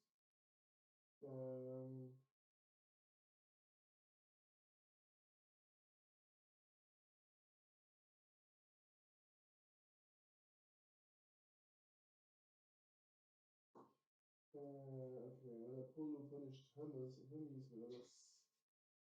Okay, yeah, sure.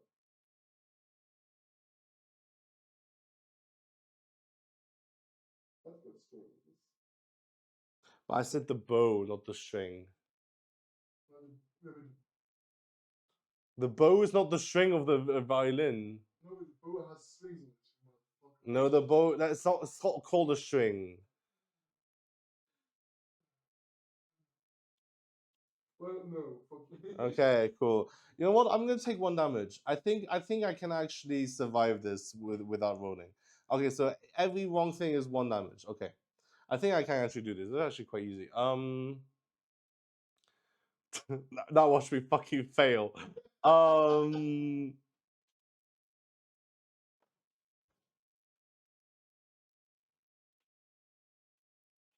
The feline with the longest, with the largest canines are tigers.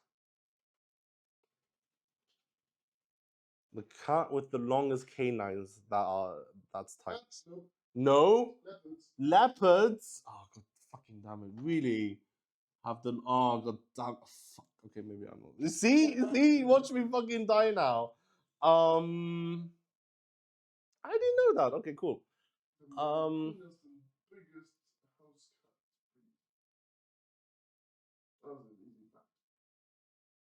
Is it though?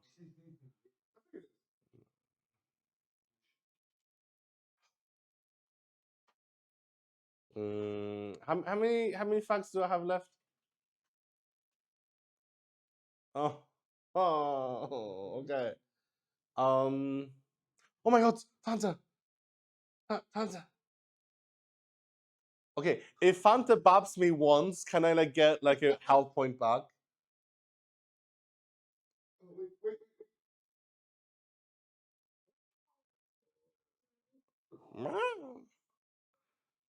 What's up, girl? What's up, you fat? Oh, the hanging belly underneath cats is called their primordial pouch. So cats have a primordial pouch that hangs low. That's I'm gonna call my belly a primordial pouch. Yes. Yeah. Okay. So come.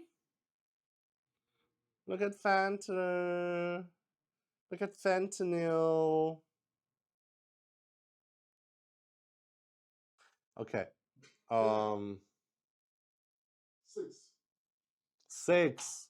Whenever when cats are wagging their tails, that means they are annoyed.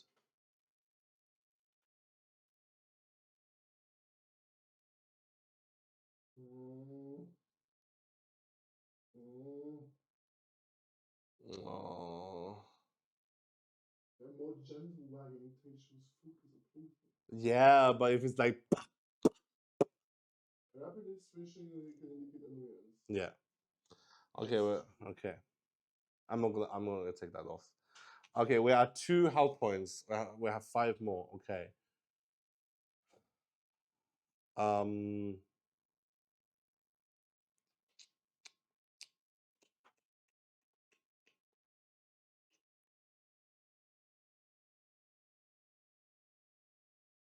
mm,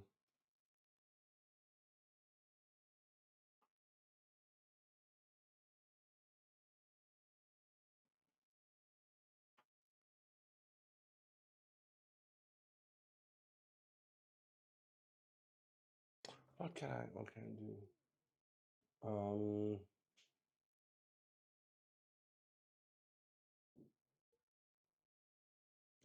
Cats can feel embarrassed. So cats can experience embarrassment.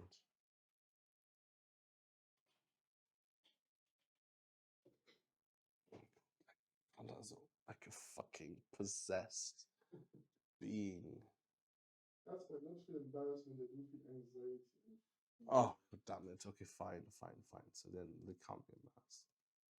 Fuck, I'm a 1. Wait, Quora says yes, but Quora yeah. It's not a source to be trusted. No. No, okay, well then it's no. So I'm at 1. I'm going to use one of my potions to go back to 3. We have 4, so it's okay. So I'm not gonna die. Cool.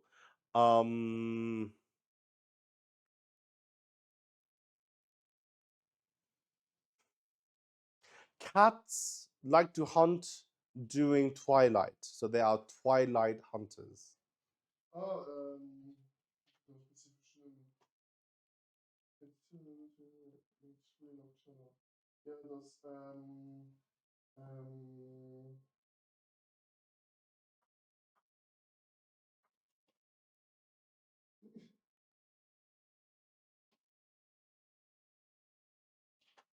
it's like list of Twilight characters. Yeah, it's like a it's like V something because I have Vsauce. Vespertine. That's it. Vespertine. It's now used for cool. It's I'm not really. Yeah. Rather than being yeah. So that's why like cats are like super like zoomies during the morning, like early mornings or like late nights. It's like Crepuscular. Okay, so Vraska will give me a free one. Cheetahs are not big cats. Oh my god. I mean, wait, stop. I'm not saying that it's true. It could be like wrong. Okay, yeah, okay. Okay, I have to take it. Cheetah, I've seen Nix and they're not cats. They're not considered big cats. What the fuck? Really? The fuck? That's crazy. Cheetahs are not cats, but they look so kitty-like. That's crazy. Oh my god, that's really crazy actually. Okay. Big cats cannot purr. What? Big cats cannot purr. It's only domesticated cats that can purr. I think that's a myth though, but I'm not sure. The feature prevents purring but also gives the lions an opportunity to produce a full-throated roar. It's true. It's true. Yeah, big cats cannot purr. So last one. Okay, let's do a fun one. Let's do a fun cat. Let's do a fun cat thing.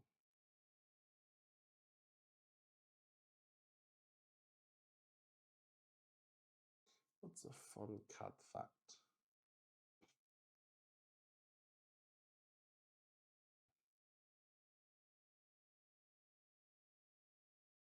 Oh, now I'm blanking. Now I'm blanking.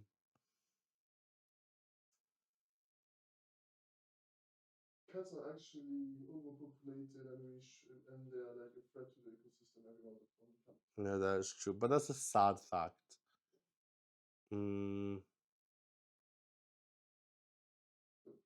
In some Chinese cats can see in total darkness. Oh, can cats see? Oh, no. No, they can't see in total darkness. If it's totally, yeah, you need light. No, yeah, exactly. So you need light. So I'm gonna say no, no. That's not true. That's not true. Cannot see in total darkness. But like, into the fact, They can't. Yeah, can't see. yeah. I mean, if it's dark, it's dark. No, yeah. In the absence of photons, you cannot see. Okay. Oh my god. In Vietnam, their Vietnamese zodiac includes a cat and not a tiger, or like vice versa. The cat is the 4. Yes. Yeah. They have tiger, they also have cat. Yeah. There's a funny story why the cat isn't in the Chinese zodiac. Oh my god. Yeah, there's a funny story about that. Is it because the rat tricked the cat or something like that? It's the tiger. The tiger tried to learn.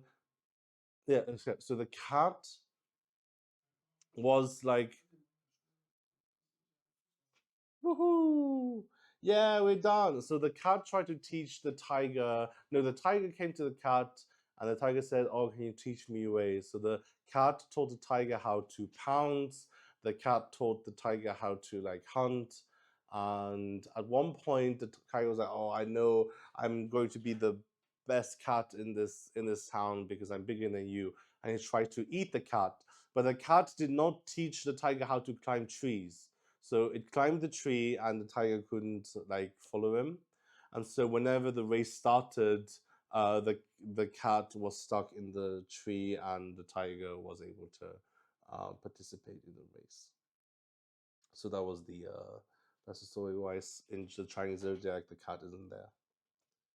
Woo! Yay! We're done with the thing. So as Tian sliced down from the neck to the gullet of the fire. Oh no, he didn't slice it. He bashed the skull in. The fire cat creature collapsed. Yeah, there's such a it collapsed, and the fire goes out, and all you can see is the charred remains of what used to be a creature. He will go to the next room, which is 10 of clubs. Okay. So it was cat trivia.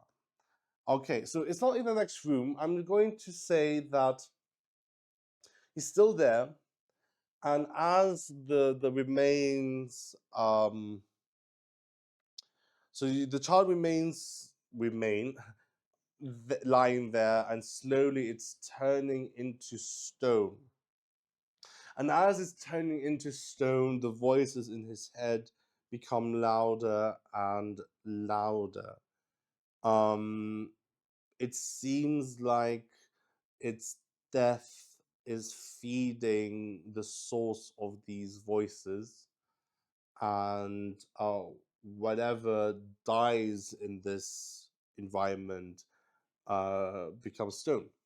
So death in these caves feed the source of the voices, of the otherworldly voices.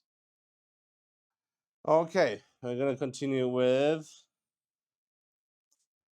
the Jack of Clubs. The Jack of Clubs is going to give us more Jack of Clubs, more ideas. So this is going to be 10 of clubs. The Jack of Clubs The voices are telling Tian to come closer,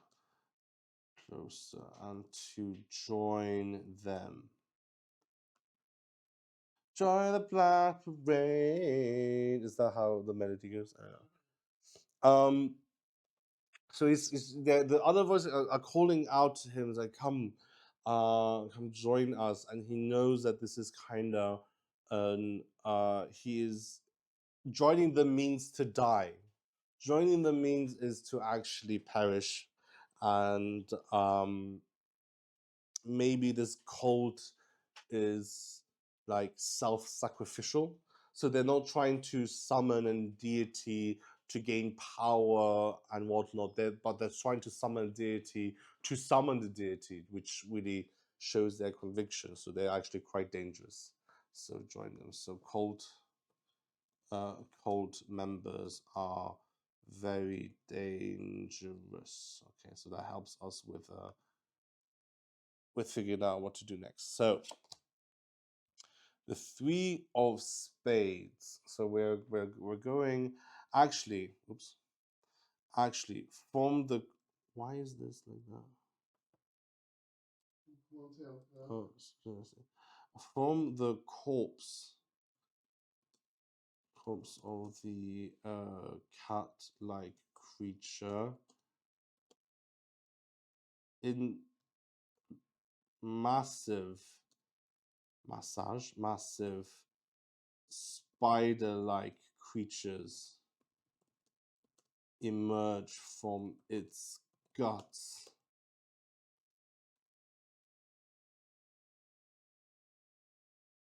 A massive? Yeah. Okay.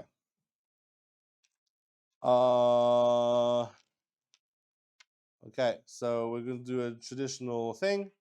It's gonna have, we're in combat. We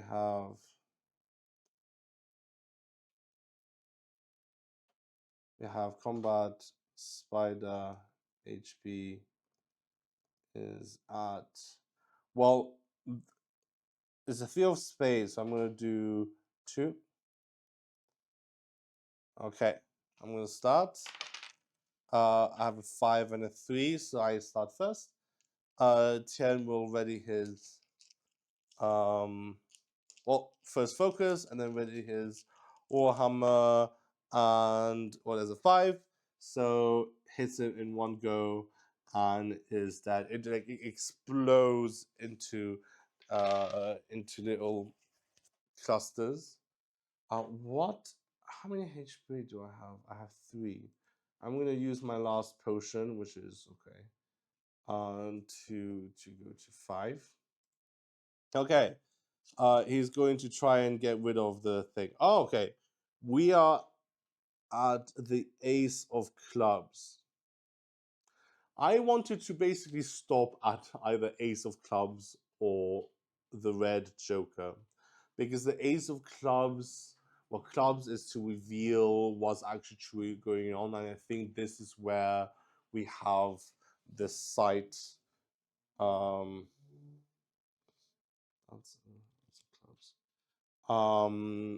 So this is basically where the summoning site is. So as they go on, as Tian goes in, he sees a large space with runes carved in the middle of the circle. Oh, sorry, 1, 2, 3. What the fuck am I talking? There are runes carved on the floor, forming a circle. It's forming like a circle like this. I don't know if people can see that. Yeah.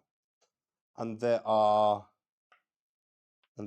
cultists. There are people, hooded figures, each at the side of this circle, and Tian is coming in from here. And from the middle, you see tentacles and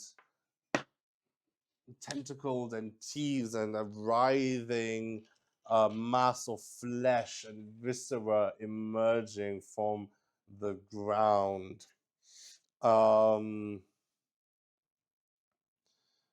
Okay, where am I? I have 5 HP. Okay.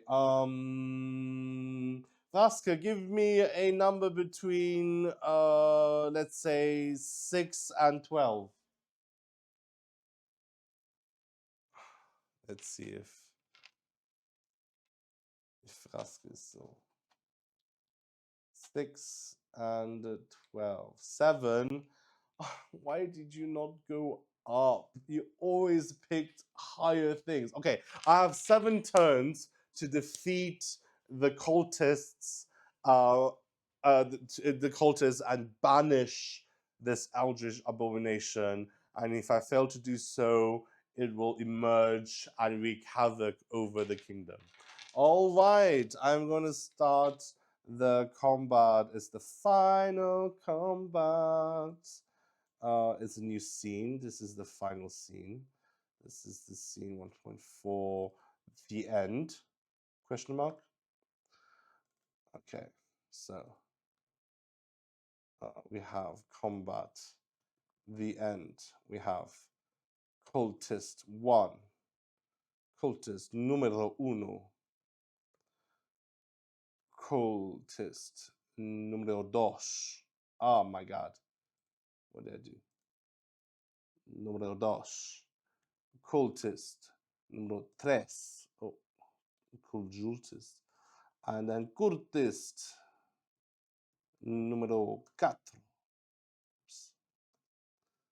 And then let's, you know what? The Eldritch Horror also has a cool action. Okay, cultist HP, let's do 2. Yeah, 2. 2. 2. Okay. Okay, so let's roll initiative. Let's see if I get it. 5 and a 1. Ooh, okay, so I do go first, but I think, yeah, I do go first. Okay. Tian goes to one of the cultists and attacks with his warhammer. There's a 6 and a 3 and a 3. You know what? Yeah, 6, 3, and 3. And this one, the first cultist, dies.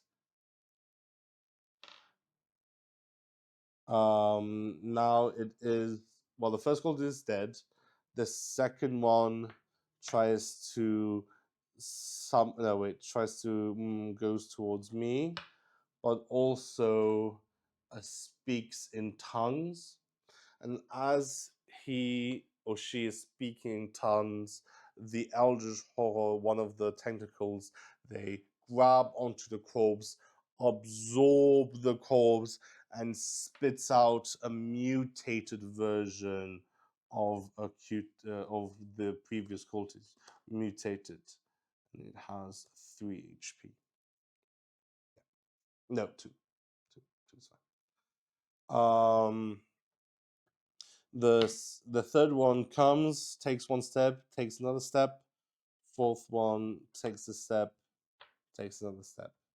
The Eldritch Horror will try and lash at me. It succeeds with a 5. So I get a sharp tentacle across my body. So Tian is actually at the some bleeding damage.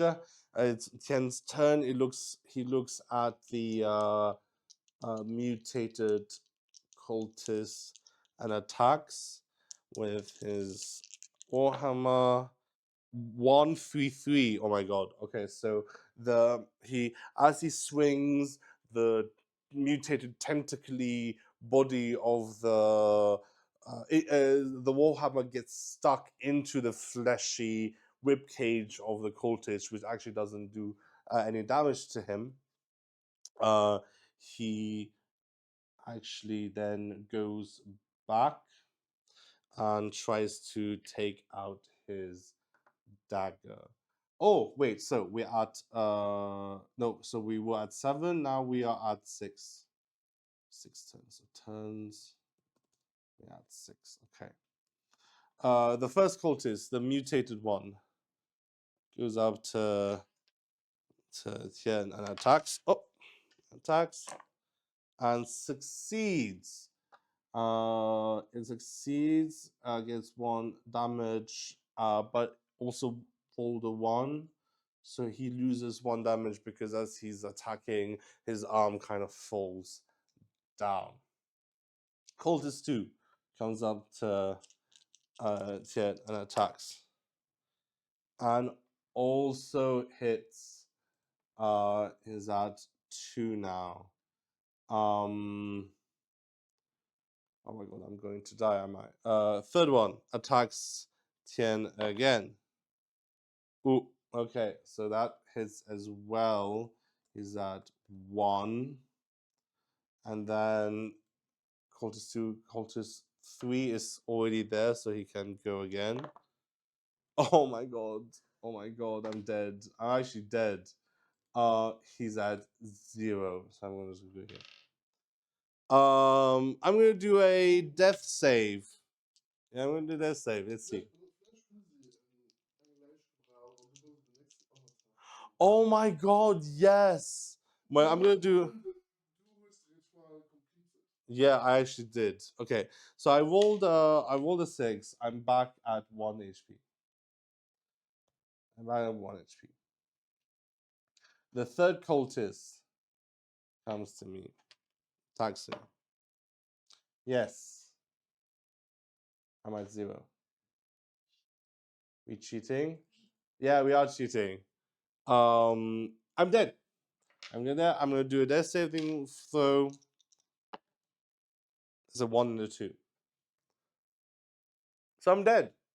So as Tian falls down, he sees in his last moments of being alive the fleshy tentacles of this eldritch abomination growing taller and taller, and the flesh kind of falls down like water and engulfs all of the 4 cultists along with Tian, and they squish it. It squishes them into a pulp inside of this. Inside of this mass, and all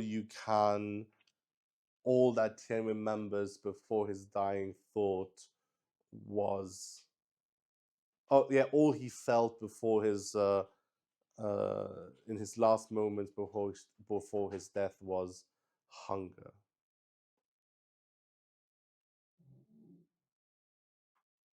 So that's the end of Tian the Mercenary. Damn, he's super dead. Tian is the new god of hunger.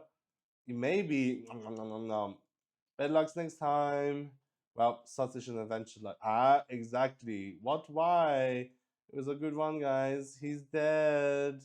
Next one shot we try to kill Tian. Yeah. So the next one shot actually could be that we will need to have to try and contain this eldritch horror and kill Tian. That is Darkest Dungeon. Oh my god, we're playing Darkest Dungeon. Why the fuck are we not just playing Darkest Dungeon? I'm actually really good at that game. Like that's the only game I'm actually proud of saying that. Kennst du Robgoen, man schläft? And then very interesting concept. Yeah, it's like Darkest Dungeon. It's really cool. Thank you, Vrask, for watching, for staying with us, and participating, and den character sheet, piece by main character. Yeah, so thank you, Vas, for staying with us. Thank you for the stream. Thank you, Count Van. Also, Vras, who are you? Do I know you? Am I like completely not knowing who the fuck you are? Yes, until next time. Who's Vrask? Vrask, who are you? Can you give me a tip? What are your credentials?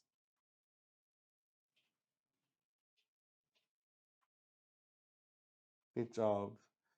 Thank you. Thank you. Black Casterio. I like cats. Oh my god. Okay. I have so many friends who like cats.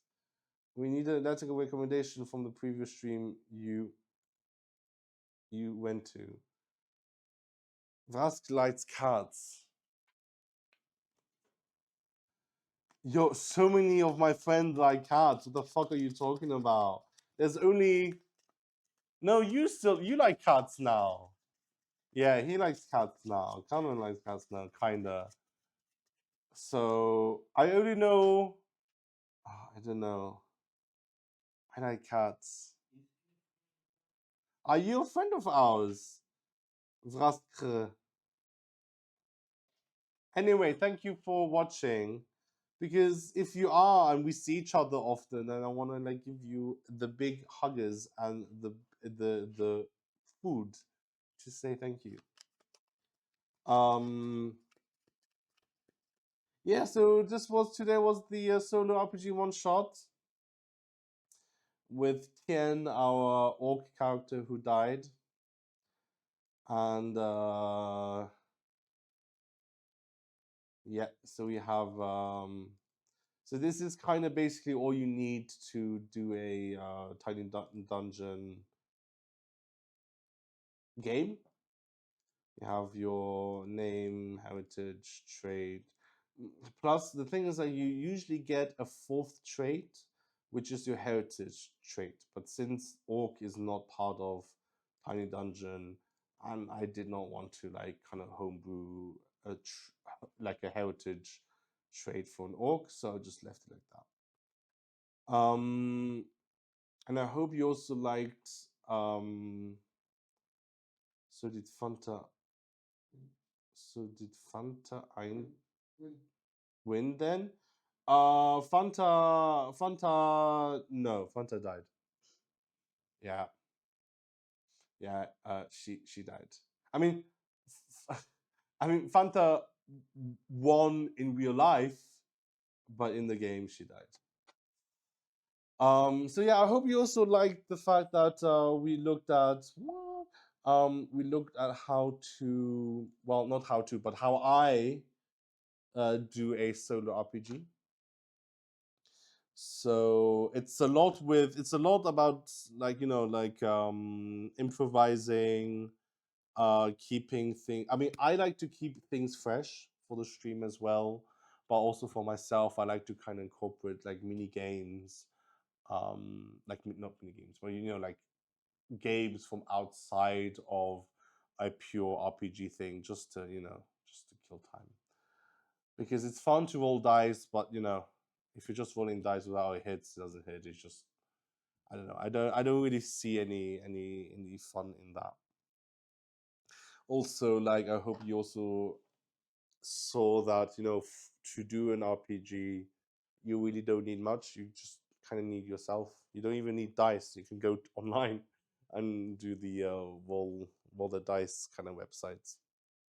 I do recommend the Mythic Game Master Emulator 2nd edition. I think it is a great. I think it's a great book system that helps you get a feeling on how to A, write a story, and B, it will pick up.